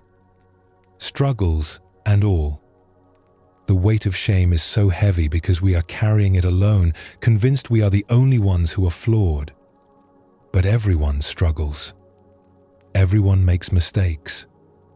Everyone has thoughts that wander and hands that fumble when learning new skills. The only difference between people who seem free from shame and those who carry it is not that some people are perfect. It is that some people have learned to meet their imperfections with gentleness. You can begin this practice right now if you wish. Notice any area of your life where you carry shame, where you believe you should be different, better, further along. Do not try to fix it or change it. Simply notice it with the same gentle awareness that Setsuko taught Ayumi to bring to her wandering mind. Ah, there is shame about this. There is the belief that I am not enough. Can I meet this feeling with kindness instead of more judgment? You do not need to believe you are perfect. You do not need to pretend your struggles do not exist. You simply need to stop adding the extra layer of shame on top of your human imperfection. You can acknowledge, yes, I struggle with this, without also concluding, and therefore I am fundamentally flawed. The Buddha taught that we each have the seeds of awakening within us already. Not as something we need to earn or achieve, but as our basic nature. Shame keeps us from seeing this. It convinces us we are not worthy yet, that we need to become someone different before we can be at peace. But the teaching points in the opposite direction. Peace comes from accepting ourselves as we are. Not as we will be someday when we have fixed all our flaws, but right now, exactly as we are. With wandering minds and scarred hands, and all the beautiful evidence of being human and learning. This acceptance is not complacency. Ayumi still practiced meditation. Hideo still worked to improve his skills. We can want to grow and learn without believing our current imperfection makes us unworthy. We can work toward being better tomorrow while still being gentle with who we are today. The weight of shame lifts when we understand this.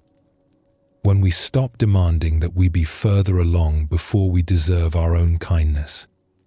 When we see our struggles not as evidence of unworthiness, but as evidence of being alive and engaged with the challenging work of learning and growing. As you rest tonight, you might experiment with this gentler way of meeting yourself. When thoughts arise about things you feel ashamed of, see if you can meet them with curiosity instead of judgment. What is this shame trying to protect me from? What false belief is underneath it?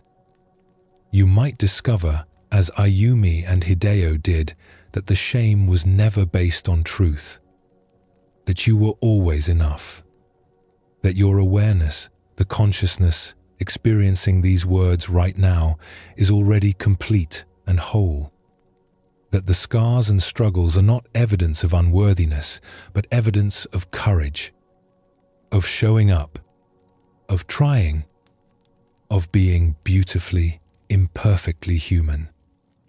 The Buddhist path does not ask you to overcome your humanity. It invites you to embrace it fully. To see that enlightenment is not the absence of clouds, but the recognition that the sky was never touched by them. To understand that you do not need to earn your worthiness through perfection, because worthiness was never something that could be earned or lost. This is the gift that releasing shame offers. Not the achievement of being perfect, but the freedom of being perfectly okay with being imperfect. Not the pride of having no scars, but the wisdom of seeing scars as teachers. Not the fantasy of a mind with no thoughts, but the peace of a heart that no longer wages war against its own humanity. Let yourself settle into this possibility tonight, that you are enough, that you have always been enough, that the part of you aware of these words is whole and complete exactly as it is. Let the weight of shame dissolve in the gentle light of this understanding. You do not need to carry it anymore. You never needed to carry it at all. We are all storytellers. Every day, without realizing it, we tell ourselves stories about who we are. Stories about what has happened to us. Stories about what our experiences mean.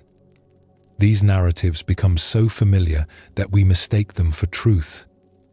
We forget that they are interpretations, not facts. Some of these stories serve us well. They help us make sense of our lives and learn from our experiences. But other stories trap us. They become cages we cannot see because we have lived inside them for so long. We build entire identities around old wounds or past mistakes, and then we wonder why we cannot move forward. The Buddha taught about this deeply. He understood that much of our suffering comes not from what happens to us, but from the stories we tell about what happens. Two people can experience the same event and emerge with completely different narratives. One might see a difficulty as a temporary setback. Another might see it as proof of their fundamental unworthiness. The event is the same. The story changes everything. In Buddhist practice, there is a teaching about non-self. This does not mean we do not exist. It means the self we think we are, the solid, unchanging identity we cling to, is actually more fluid than we realize. We are not fixed beings. We are processes of continuous change. But we freeze ourselves in stories about who we are. I am someone who was betrayed. I am someone who failed. I am someone who cannot be trusted. I am someone nobody values. These stories feel so real. We have evidence for them. We can point to events that prove them. But evidence is not the same as truth. And the most important question is not whether these stories are accurate, but whether they are useful. Whether they help us grow or keep us stuck. Tonight we explore the stories we tell about ourselves, especially the ones built on old wounds and regrets. We look at how these narratives become our identity and what happens when we gently begin to question them. This is tender work because these stories have often protected us in some way. They have made sense of our pain. They have given us explanations for why things happened as they did. We approach this exploration with great care. We are not trying to erase our history or pretend difficult things did not happen.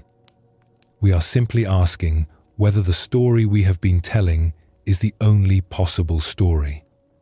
Whether there might be other ways to understand our experiences that create more space for healing and growth. Let us begin with a story about someone whose entire identity became wrapped around an old wound. In a small farming village, there lived a man named Takeo who was known by everyone as the Exile. This was not his name at birth, but it had become his name over the years. The story of his exile had become who he was. When Takeo was a young man, barely 20 years old, he had been involved in a dispute with a powerful family in the village. The details were complicated and had faded with time, but the outcome was clear. Takeo was blamed for something that damaged the family's property. The village council, influenced by the powerful family, decided that Takeo must leave the village for 5 years as punishment. This was a harsh sentence. Takeo had lived his entire life in this village. His family was there. His friends. Everything familiar. But he accepted the judgment and left, going to live in the wilderness at the edge of the territory, surviving through hunting and foraging. The 5 years passed slowly. Takeo lived alone, seeing other people only rarely when he would come to the edge of the village to trade furs for basic supplies. During those long years, he built an entire identity around his exile. He was the one who had been wronged. The one who had been cast out unfairly. The one who suffered while others lived comfortably in their homes. This story became so central to who he was that he thought about it constantly. Every difficult moment in the wilderness reinforced it. Every cold night, every meager meal, every day of loneliness was added to the evidence of his victimhood. The narrative grew stronger and more solid with each passing season. When the 5 years ended, Takeo could return to the village if he wished. The sentence was complete. The punishment served. But something unexpected happened. Takeo did not return. Months passed after he was free to come back. Then a year. Then 2. People from the village occasionally saw him at the edge of the territory, but he would not come closer. When they asked why he did not return, he would give vague answers about not being welcome, about the village not wanting him. Finally, after 3 years of freedom that Takeo still spent in exile, one of the village elders made the long journey to find him. This elder, a woman named Hana, who had known Takeo since childhood, sat with him by his small fire and asked him directly, "Takeo, why do you still live out here? Your punishment ended 3 years ago. You are free to return. Many people would welcome you back." Takeo stared into the fire, his face hard. "They exiled me. They decided I was not worthy of living among them. That has not changed." "But it has changed," Hana said gently. "The sentence is over. The powerful family that pushed for your exile has moved to another region. The people who remember the incident at all remember it differently now, with more sympathy for your situation. You are carrying a story that no longer matches reality." Takeo shook his head stubbornly. "I know who I am. I am the one who was cast out. The one nobody wanted. That is the truth." Hana was quiet for a long moment, watching the fire dance. Then she asked a question that would echo in Takeo's mind for months to come. "Who would you be if you were not the exile? If that story was no longer available to you, who would you become?" The question unsettled Takeo deeply. He had no answer. For so many years, his entire sense of self had been built on this narrative of being wronged, being cast out, being the victim of injustice. Without that story, he did not know who he was. After Hana left, Takeo could not stop thinking about her question. He began to see how he had constructed his whole identity around the exile. It explained everything about his life. Why he was alone. Why he struggled. Why he could not be happy. The exile's story justified all of it. But Hana had shown him something troubling. The village would welcome him back. The circumstances that had led to his exile had changed or been forgotten. He was the only one still holding on to this narrative. He was the one keeping himself in exile, not because he had to, but because without this story, he did not know who to be. Over the following weeks, Takeo began to notice other stories he had been telling himself. That he was permanently damaged by what happened. That he could never trust people again. That the wilderness was where he belonged because civilized society had rejected him. Each of these stories felt true. Each had evidence supporting it. But were they the only possible interpretations of his experience? One morning, Takeo woke up and tried something different. He asked himself, what if I told this story differently? What if instead of being the eternal exile, I was someone who survived a difficult period and learned resilience? What if, instead of being the victim of injustice, I was someone who paid a penalty, served his time, and was now free to choose his path? These alternative stories felt strange and uncomfortable. They did not have the familiar weight of the exile narrative. But they also felt lighter, more open. They contained possibility instead of just explaining why possibility was closed to him. Slowly, carefully, Takeo began to test these new stories. He started making more frequent trips to the village edge. He had longer conversations with people who came by. He noticed that most people did not treat him like an exile. They treated him like someone who lived in the wilderness by choice, someone interesting and independent. Eventually, Takeo built a small cabin at the border between the wilderness and the village lands. Not quite returning to the village center, but no longer isolating himself completely. He began offering his skills as a hunter and tracker to help villagers when they needed it. He slowly built new relationships based on who he was now, not who he had been 20 years ago. Years later, when young people would ask him about his life, Takeo would tell them the facts of what happened. The dispute, the exile, the years alone. But he would also tell them about the moment he realized he was keeping himself in exile long after he was free to leave. About the question Hana asked that changed everything. About learning that the stories we tell ourselves can become prisons we cannot see. "I thought the exile defined me," he would say. "I thought it was the truth of who I was.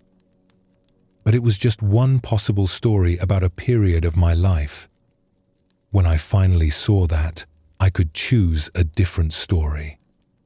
Not by denying what happened, but by refusing to let it be the only thing that mattered." Take a gentle breath here and notice what Takeo's story brings up for you. How many of us are living in exiles of our own making? How many identities have we built around old wounds that we keep reinforcing long after the circumstances have changed? The wisdom in this story is subtle but powerful. Takeo was not wrong that he had been exiled. That was a fact. But the meaning he gave to that fact, the way it became his entire identity, that was a choice. A choice he did not realize he was making. When he finally saw that the story was just a story, not an unchangeable truth, he could begin to imagine other possibilities. This teaching about releasing old narratives is central to forgiveness work in Buddhism. Often, what we need to forgive is not just the event itself, but the story we have been telling about what it means. The story that we are permanently damaged, that we can never trust again, that we are fundamentally different from others because of what happened to us. These stories can feel protective. They explain our pain. They give us a clear identity, even if it is a painful one. Sometimes we hold on to them because letting them go feels like losing ourselves. Like Takeo asking, "Who would I be without this story?" But the Buddha taught that this fear is based on a misunderstanding. We are not our stories. We are the awareness that experiences stories. When we release an old narrative, we do not lose ourselves. We simply become free to discover who we are without that particular limitation. Let us explore another story that shows this from a different perspective, focusing on stories built around our failures rather than wounds done to us. In a town known for its scholars and teachers, there lived a man named Fumio who had once been a promising student. As a young man, he had shown great talent for mathematics and philosophy. His teachers predicted he would become an important thinker, perhaps even advising the regional governor on matters of policy and governance. But when Fumio took the examination that would qualify him for advanced study, something went terribly wrong. Whether from nervousness or lack of preparation or simple bad luck, he performed poorly. He did not just fail to excel. He failed completely, scoring lower than students with far less natural ability. This failure devastated Fumio. It was not just a setback. It became, in his mind, the defining moment of his life. The moment that revealed his true nature. He had always believed he was talented and intelligent. The exam showed him he was wrong. He was actually just mediocre, someone whose early promise was only illusion. After this failure, Fumio gave up on scholarly pursuits entirely. He took work as a clerk, copying documents for merchants. It was simple work that required little thought. He told himself this was appropriate for someone of his actual limited abilities. The talented student had been a false identity. The failed clerk was the truth. Years passed. Fumio went through his days mechanically, seeing himself as someone who had tried to be more than he was and been revealed as ordinary. This story was so solid in his mind that it colored everything. When younger clerks were promoted past him, it confirmed his failure. When someone suggested he might try teaching or pursue further study, he would shake his head sadly. That path was closed to him. He had proven he was not capable. One day, a new supervisor arrived at the merchant house where Fumio worked. This supervisor, a woman named Yuki, had an unusual background. She had failed the same examination 3 times before finally passing on her 4th attempt. She was now known as one of the sharpest minds in the merchant guild. Yuki noticed that Fumio's work was exceptionally precise and thoughtful. His copies were not just accurate. He would sometimes note inconsistencies in the original documents or suggest clearer ways to phrase complex ideas. This was far beyond what was expected from a clerk. After watching Fumio for several weeks, Yuki called him to her office. "You have an unusual mind," she said directly. "I have read your margin notes on the documents you copy. You see patterns and implications that escape most scholars. Why are you working as a clerk?" Fumio felt uncomfortable with the attention. "I am suited for this work. I tried to pursue scholarship once, but I failed. This is where I belong." "You failed an examination once?" Yuki asked. "And from that single event, you concluded you have no scholarly ability?" "It was not just any examination," Fumio said. "It was the qualifying exam. I scored terribly. It showed me I was not as capable as I thought." Yuki leaned back in her chair and studied him. "I failed that examination 3 times. 3 separate occasions where I did not meet the standard. By your logic, I should have given up after the first failure and accepted that I was not capable. Instead, I learned from each attempt and eventually passed." Fumio started to object, but Yuki continued. "Let me ask you something. What story have you been telling yourself about that exam?" "The story?" Fumio was confused. "I failed. That is not a story. That is what happened." "You took an exam and received a low score," Yuki agreed. "That is a fact. But what story did you build on top of that fact? What meaning did you give it?" Fumio thought about this. "I told myself it revealed the truth about my abilities. That my earlier success had been luck or illusion, and the exam showed my real level of capability." "That is one possible story," Yuki said. "But is it the only one? What if you told a different story? That you had one bad day? That you were not prepared for that particular format of examination? That you allowed nervousness to interfere with your thinking? That failure is a normal part of learning, not evidence of fundamental inadequacy?" Fumio felt resistance rising. "But I did fail. Completely. These other stories feel like making excuses. Are they excuses, or are they equally valid interpretations of what happened?" Yuki asked. "You have spent years believing that one exam defined your entire intellectual capacity. You have built your whole identity around being someone who failed. But I look at your work every day and see someone with a sharp, analytical mind. Which evidence should we trust more?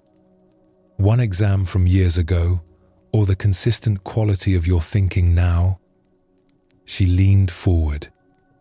I think you have been living in a story that is too small for you. A story that explained your pain but trapped you in limitation. The question is whether you are willing to consider a larger story. Not one that denies the failure, but one that puts it in perspective as one difficult moment in a much longer journey. Over the following months, Yuki gave Fumio increasingly complex tasks. She would ask his opinion on difficult contracts and policy matters. She encouraged him to study again, not for any examination, but simply to develop his thinking. At first, Fumio approached this with deep anxiety. The old story was so strong. He expected to fail, to prove once again that he was not capable. But as he engaged with challenging material and found he could understand it, as his insights proved valuable to Yuki and the merchant house, the old story began to loosen its grip. He began to see that his failure on that long-ago exam was just one event, not the definition of his capabilities. He had told himself a story that one bad performance revealed his true nature. But what if his true nature was better shown by years of careful, intelligent work? What if the exam was the aberration, not his baseline? This realization did not come easily or all at once. The old story had roots that went deep. But gradually, Fumio began to try on different narratives. Instead of, I am someone who failed and proved myself inadequate, he experimented with, I am someone who had a setback and then spent years developing my skills in other ways. Instead of, I am not capable of scholarly work, he tried, I am capable of deep thinking, even if I do not perform well under examination pressure. These new stories felt strange at first, like wearing clothes that did not quite fit. But over time, they began to feel more natural, more accurate, more true to the entirety of his experience rather than just one painful moment. Years later, Fumio became a respected advisor in the Merchant Guild, known for his careful analysis and wise counsel. When younger workers would come to him discouraged by failures or setbacks, he would tell them about the examination he failed and how it became his identity for so many years. I told myself a story that one failure meant I was a failure, he would say. That story felt completely true. I had evidence for it. But it was still just a story, just one way of interpreting what happened. When I finally saw that, I could choose a story that served me better. Not by denying the failure, but by refusing to let it define everything else. Both Takeo and Fumio show us how we build identities around our wounds and failures. Takeo became the eternal exile. Fumio became the failed scholar. These identities felt solid and true. They explained their pain and their limitations, but they were also cages that kept them from growing and changing. The Buddhist teaching on non-self points to this directly. We think we are fixed, solid beings with unchanging identities. But actually, we are fluid, always changing, always capable of growth and transformation.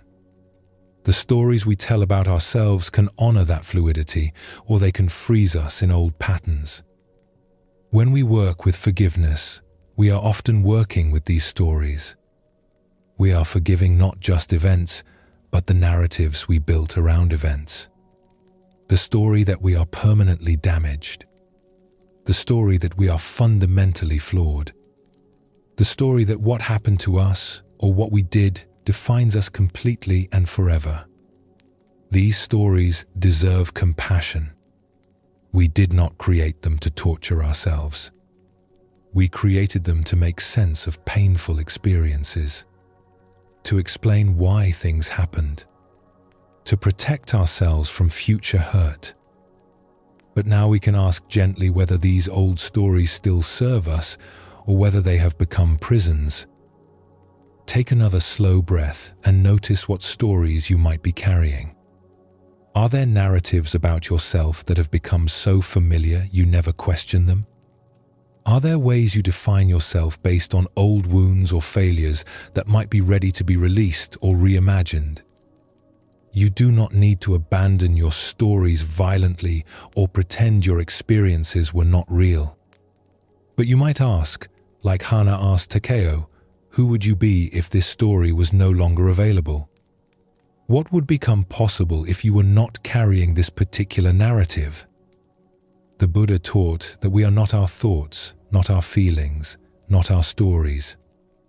We are the awareness that experiences all of these. When we realize this, we can hold our narratives more lightly. We can see them as interpretations, not facts, as tools that might be useful or limiting, rather than as unquestionable truths. This does not mean we become people without history or without identity. It means we stop being imprisoned by one particular version of our history. We can acknowledge what happened while refusing to let it be the only thing that matters. We can honor our wounds while declining to build our entire self around them. Forgiveness, in this context, becomes about forgiving the story as much as the event. Forgiving ourselves for holding on to narratives that limited us. Forgiving others not by condoning what they did, but by refusing to let what they did be the center of our identity forever. When Takeo finally returned to the village, he was not denying his exile. He was acknowledging it as something that happened, not as something that defined him eternally. When Fumio embraced his analytical mind again, he was not pretending the failed exam never occurred. He was refusing to let it be the only evidence that mattered. This is the freedom that comes from questioning our stories. Not the freedom from having a past, but the freedom to interpret that past in ways that allow growth rather than just explaining limitation. Not the freedom from difficulty, but the freedom to find meaning in difficulty that serves our evolution rather than our stagnation. As you rest tonight, you might hold your stories lightly. Notice them as stories, not as absolute truths. Notice that you are the teller of these stories, which means you have some choice in how you tell them. Not choice about what happened, but choice about what it means. Choice about whether it defines you completely or is simply part of your larger journey. The stories we tell ourselves create the worlds we live in. When we tell ourselves stories of permanent damage, we live in a world where healing is impossible. When we tell ourselves stories of fundamental flaw, we live in a world where we are never enough. But when we question these narratives gently and allow for other possibilities, we create space for transformation.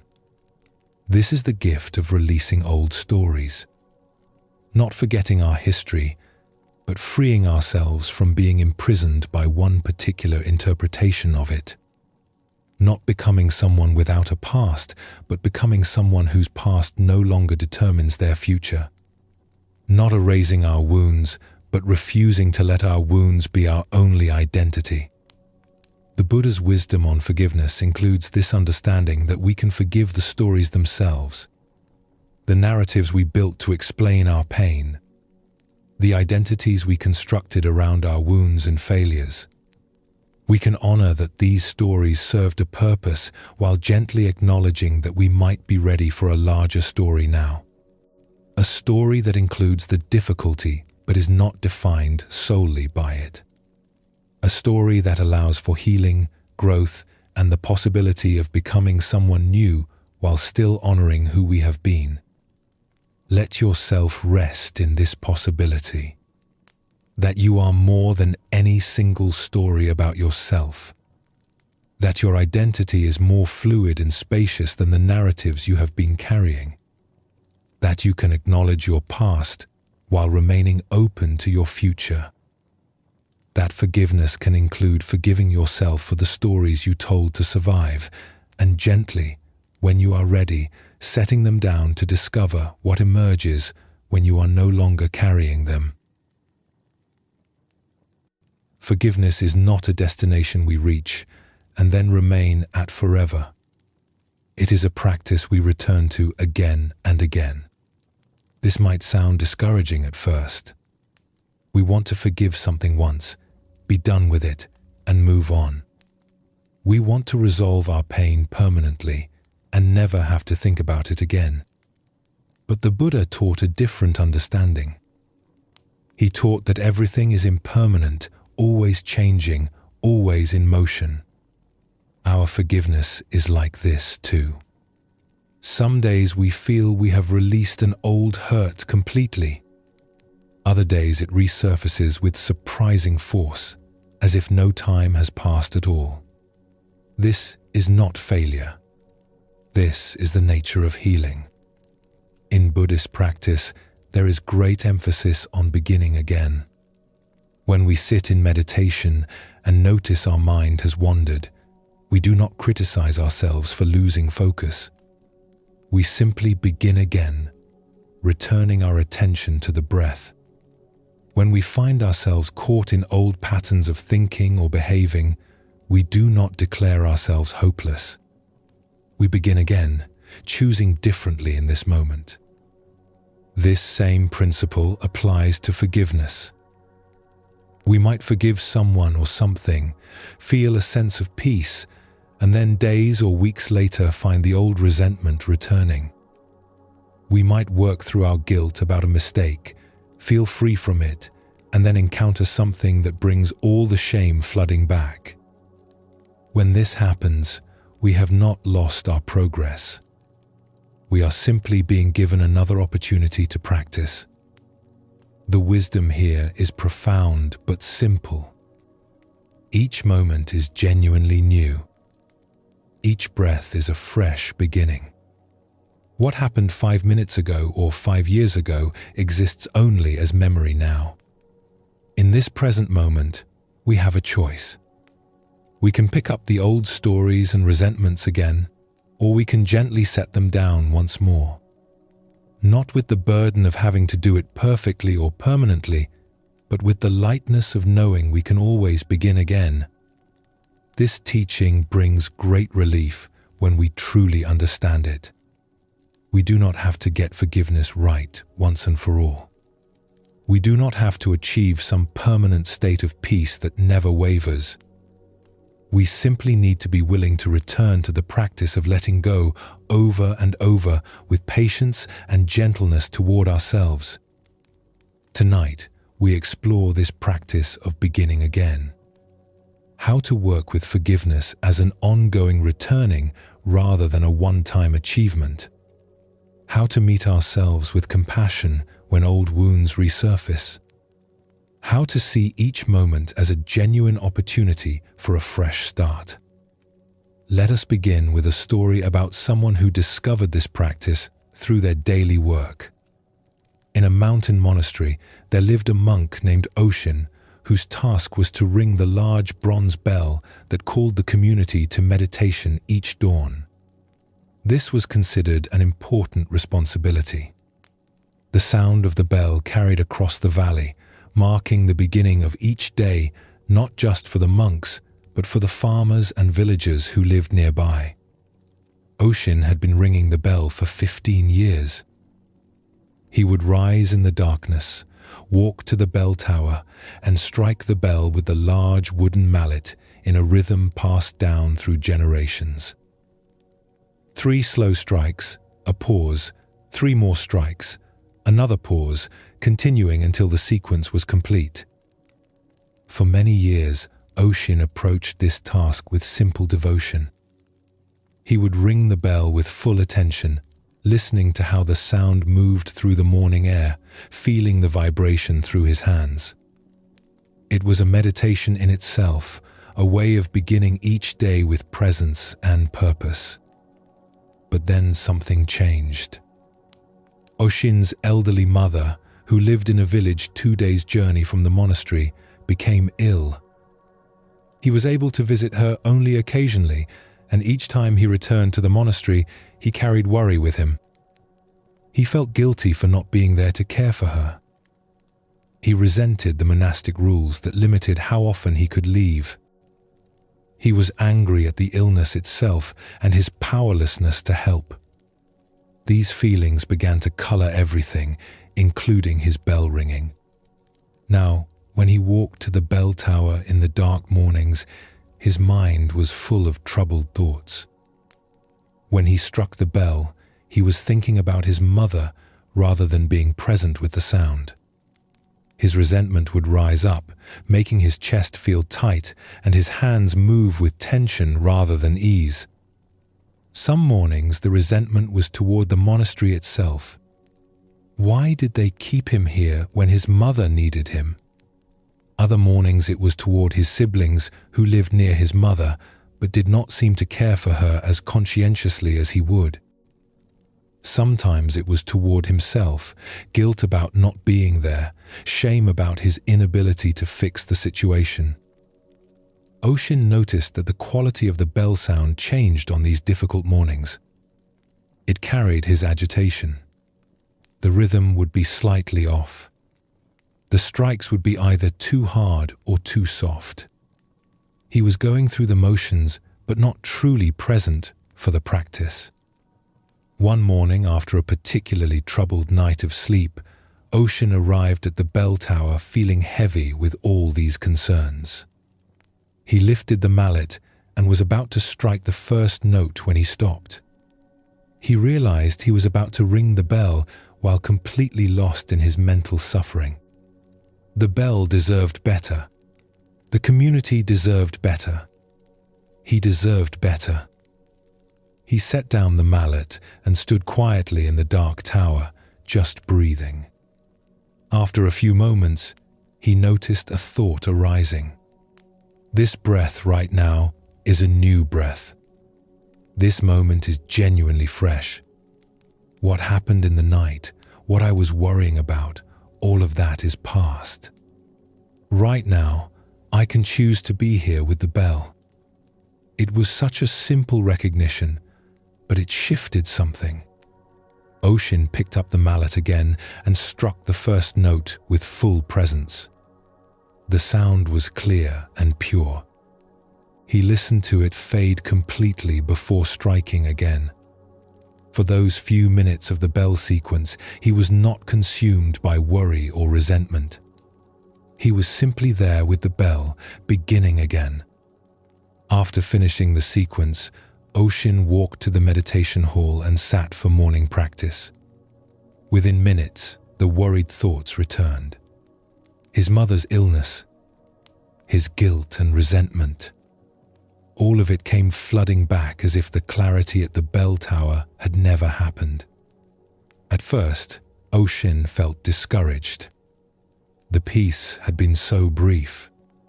But then he remembered. Each moment is new. Each breath is a beginning. He had practiced letting go at the bell tower. Now he could practice it again here in the meditation hall. Not because he had failed to do it permanently at the bell tower, but because letting go is not a permanent achievement. It is something we return to again and again. So Oshin let go again, gently, without criticism. He acknowledged the worried thoughts. Yes, I am concerned about my mother. That is natural. And then he returned his attention to his breath, beginning again. Throughout that day, Oshin found himself practicing this same return dozens of times. The resentment and worry would arise. He would notice them. He would acknowledge them. And then he would gently begin again, coming back to whatever he was doing in that moment. Eating, walking, working in the garden. Each activity became an opportunity to practice letting go and starting fresh. Over the weeks and months that followed, this became Oshin's primary practice. Not achieving permanent peace or permanent forgiveness of his situation, but returning again and again to the present moment. Letting go again and again of the resentment and guilt that would naturally arise. Some mornings at the bell tower, he would arrive completely clear and present. Other mornings he would arrive caught in worry and have to consciously begin again before striking the first note. Both kinds of mornings were fine. Both were opportunities for practice. Gradually, Oshin noticed something shifting. The resentment and worry still arose, but they arose less frequently and left more quickly. Not because he had mastered some technique, but because he had stopped fighting with them. He had stopped demanding that they never return. He simply acknowledged them when they came and gently returned to the present, beginning again. Years later, after his mother had passed peacefully and Oshin had moved through his grief, he continued to use the bell ringing as a practice of beginning again. Now, it was not resentment about his mother's illness that would arise, but other concerns and worries that are part of being human. But the practice remained the same. Notice what is present. Acknowledge it. And then gently begin again, returning to this breath, this moment, this strike of the bell. When younger monks would come to him troubled that their meditation practice kept being interrupted by wandering thoughts or difficult emotions, Oshin would tell them about his years of beginning again at the bell tower. "You are not failing when thoughts return," he would say. "You are being given another opportunity to practice. The thoughts will keep coming. Emotions will keep arising. That is what minds and hearts do.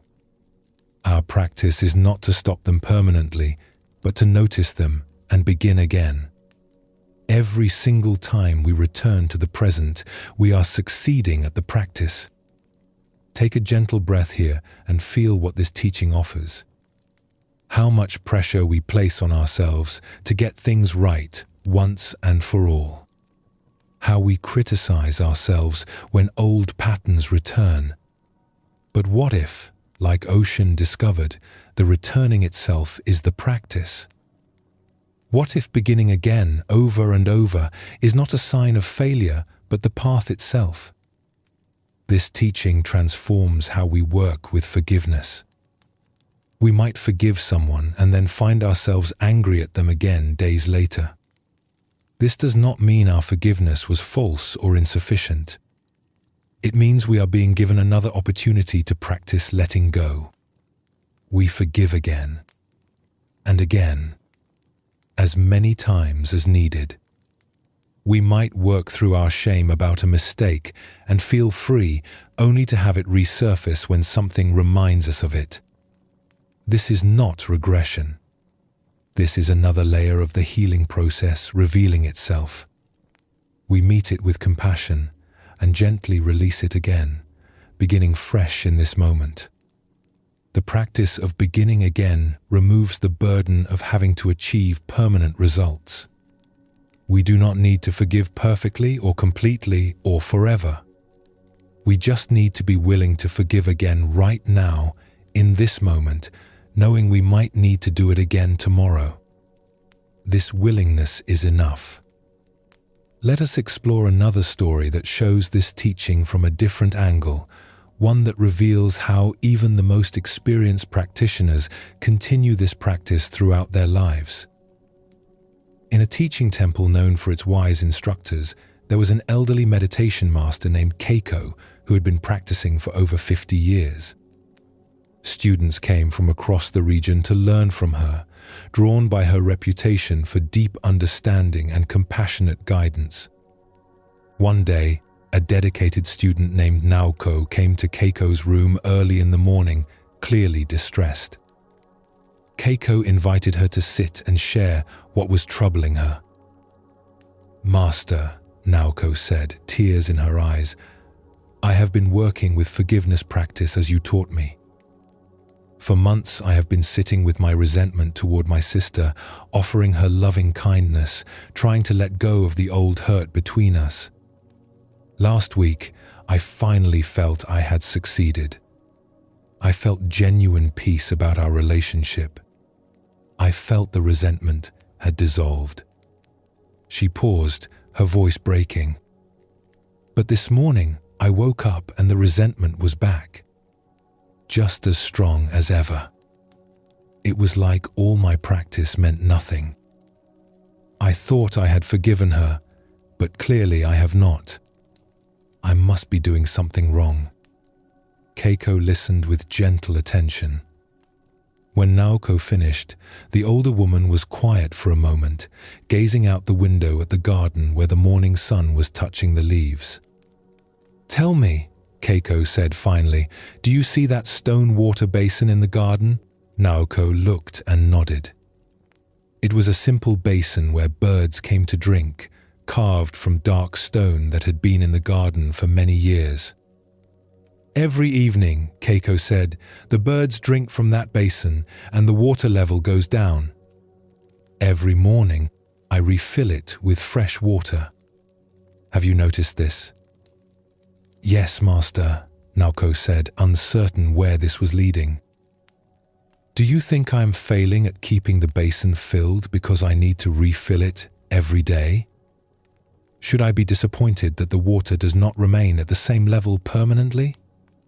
Naoko saw the teaching immediately. "No, of course not. The water is used and needs to be replenished. That is natural." "Exactly," Keiko said with a soft smile. "And your forgiveness practice is like this. You offer loving kindness and let go of resentment. The resentment goes down like water being used from the basin. Then conditions arise that bring the resentment back up. This is not failure. This is simply the nature of the mind and heart. They need to be tended regularly, not just once." She leaned forward slightly. "I have a confession to make," Keiko said. "Something I do not often share with students. Would you like to hear it?" Naoko nodded, curious. "There is someone from my past, someone who harmed me badly when I was young, before I became a nun. I forgave this person many years ago. I did deep practice with it. I felt genuine release. I thought I was done with that forgiveness work." Keiko's voice was calm and matter-of-fact. "But even now, 50 years later, sometimes I wake up and feel the old resentment. Not often, perhaps once or twice a year. But it still arises. When it does, I do not panic or think I have lost my practice. I simply notice it, like seeing a familiar visitor at the door. I say to myself, 'Oh, here is this old feeling again.' And then I practice with it again, exactly as I did decades ago. I offer loving kindness. I let it go. Sometimes it takes 5 minutes, sometimes longer, and then I go on with my day." Naoko looked shocked. "You mean even after 50 years of practice, old resentments still come back?" "Yes," Keiko said simply. "Not constantly. Not with the same force they once had. But yes, they still arise sometimes. This is what it means to be human. To have a nervous system that stores memories. To have a heart that was genuinely hurt and remembers that hurt." She gestured toward the garden again. "The question is not whether difficult feelings ever return. The question is what we do when they do return. Do we meet them with judgment and disappointment in ourselves? Or do we meet them with the understanding that this is part of the practice, part of being alive, and we simply begin again?" Keiko stood and walked to her small altar where she kept a candle and a few simple objects. Every morning I light this candle, she said. Every evening it burns down and goes out. Every morning I light it again. I do not consider this a failure of the candle or my candle lighting skills. I understand that this is what candles do. They burn and then need to be lit again. She turned back to Naoko. Your forgiveness practice is the same. You forgive and feel peace. Then conditions arise that stir up old feelings. So, you forgive again. This is not regression. This is the practice deepening. Each time you return to forgiveness, you are strengthening that capacity. You are training yourself to let go more easily, more naturally. Over the following months, Keiko taught Naoko a specific morning practice. Each day when she woke, Naoko would take a few moments to notice what feelings were present. If resentment toward her sister was there, she would acknowledge it gently. "Good morning, old friend. I see you are here today." And then she would practice letting it go again, offering loving kindness, beginning fresh. Some mornings, the resentment was there. Other mornings, it was not. Naoko stopped judging either condition as good or bad. She simply worked with what was present. When the resentment arose, she had the opportunity to practice forgiveness again. When it did not arise, she could appreciate the peace and move forward with her day. Years later, Naoko noticed that the resentment toward her sister arose very rarely. When it did, it was faint and passed quickly. This was not because she had finally achieved permanent forgiveness after enough practice. It was because the repeated practice of letting go again and again had worn a smooth path in her mind and heart. The pattern of release had become more familiar than the pattern of clinging. But Naoko also knew from Keiko's teaching that even when the resentment rarely arose, it might still appear sometimes, especially if conditions were right, if she was tired or stressed, if something reminded her strongly of the old hurt. This possibility did not frighten her anymore. She knew what to do. She would simply practice again, beginning fresh, as she had done hundreds of times before. When Naoko eventually became a teacher herself, she would often tell students about that morning conversation with Keiko, about learning that even the most advanced practitioners still sometimes encounter old resentments and difficult feelings.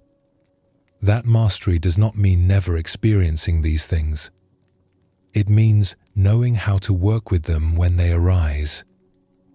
Forgiveness is not a door we pass through once and then it closes behind us, she would tell them. It is more like a garden gate that swings open. We walk through it into peace, but the gate swings closed again sometimes. When it does, we do not stand on the other side feeling betrayed. We simply open the gate again and walk through, as many times as needed. That is the practice. Both Oshin and Keiko show us the same profound teaching. Forgiveness is not a permanent state we achieve, but a practice we return to. The returning is not failure. The returning is the path itself. This understanding brings such relief when we truly take it in. We have been so hard on ourselves for not maintaining perfect forgiveness, perfect peace, perfect freedom from old patterns. But the Buddha never taught that awakening means never having difficult thoughts or feelings arise. He taught that awakening means knowing how to work with them skillfully when they do arise. In the practice of beginning again, we are not trying to prevent old wounds from ever resurfacing. We are developing the capacity to meet them with gentleness when they do. We are training ourselves to let go more easily, to return to the present more naturally, to forgive more readily. Each time we practice, the path becomes smoother. Not because we are building a wall that keeps difficult feelings out, but because we are wearing a groove that makes the return to peace more familiar. Like ocean returning to the bell each morning, like Keiko lighting her candle each day, we practice beginning again until beginning again becomes natural. Take another slow breath and notice what is present right now. Are there old resentments here? Old guilt or shame? This is not a problem. This is an opportunity. You can begin again right now, in this moment. Not forever, not permanently, but just for now. Just this breath. The practice of beginning again is ultimately about befriending impermanence. Nothing lasts forever, including our peace and our pain. Forgiveness fades and needs to be renewed. Resentment returns and needs to be released again. This is not the failure of the practice. This is the practice itself. When we understand this, we stop placing so much pressure on our forgiveness work. We do not need it to solve everything permanently. We just need to be willing to practice again when needed. To open the gate again when it swings closed. To light the candle again when it goes out. To fill the basin again when it empties.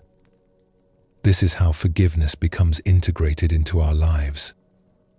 Not as a special achievement we attain and then maintain, but as a regular practice we return to, like brushing our teeth or eating meals. Sometimes needed more, sometimes less, but always available when we need it. The Buddha taught that enlightenment is not a distant goal, but a present possibility. In every moment, we have the opportunity to begin again, to let go of what we are carrying, to forgive what needs forgiving, to return to the simplicity of this breath, this moment, this fresh start. You do not need to maintain the forgiveness you cultivated earlier in this journey. You do not need to worry that the peace you felt might fade. It might. And when it does, you will simply practice again. You will begin again. As many times as needed, for as long as needed, with as much gentleness as you can offer yourself. This is the practice the Buddha taught.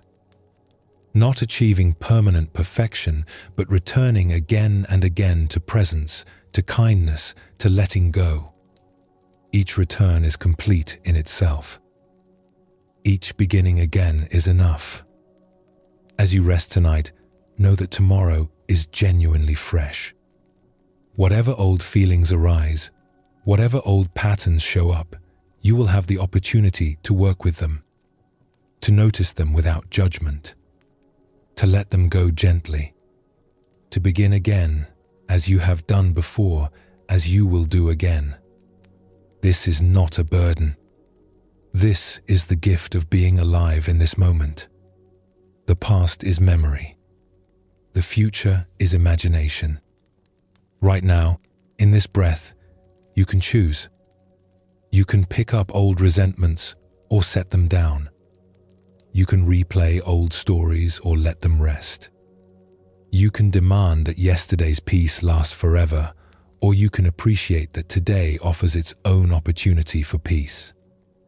The practice of beginning again is the practice of forgiveness itself, not as a destination reached, but as a returning embraced, not as a permanent achievement, but as a moment-by-moment choice, not as proof of our mastery, but as evidence of our humanity. Ocean rings the bell each morning. Keiko lights the candle each day. The water basin is refilled regularly. And we too return to our practice of forgiveness again and again.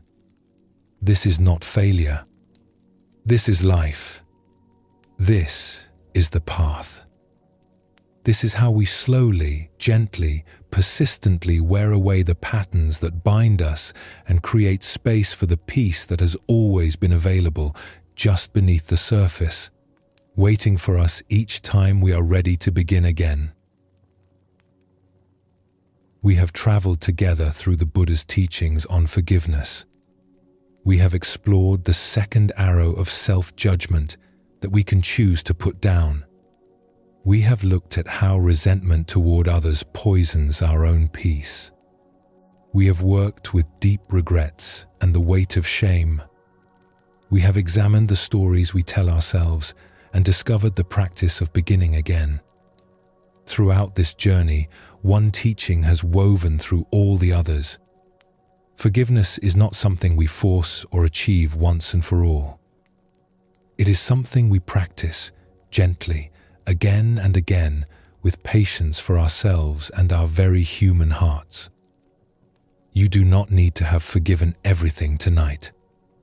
You do not need to feel completely free from old wounds or regrets. Forgiveness unfolds in its own time, layer by layer, as we are ready for it. What matters is not that you have arrived at some final destination, but that you have been willing to explore these teachings with an open heart. Tomorrow morning is genuinely fresh. Each breath is a new beginning. When old resentments arise, you will know how to work with them. When shame appears, you will remember that you are more than your mistakes. When the stories feel too heavy, you will recall that you can hold them more lightly. The Buddha taught that everyone has the capacity to change, to grow, to begin again. This includes you. Whatever you are carrying tonight, you do not have to carry it alone anymore. These teachings are here for you whenever you need them. For now, simply rest. Let your body settle completely. Let your mind drift where it needs to go. You have done enough. You are enough. Sleep well, and thank you for joining us here at Sleepy Monk.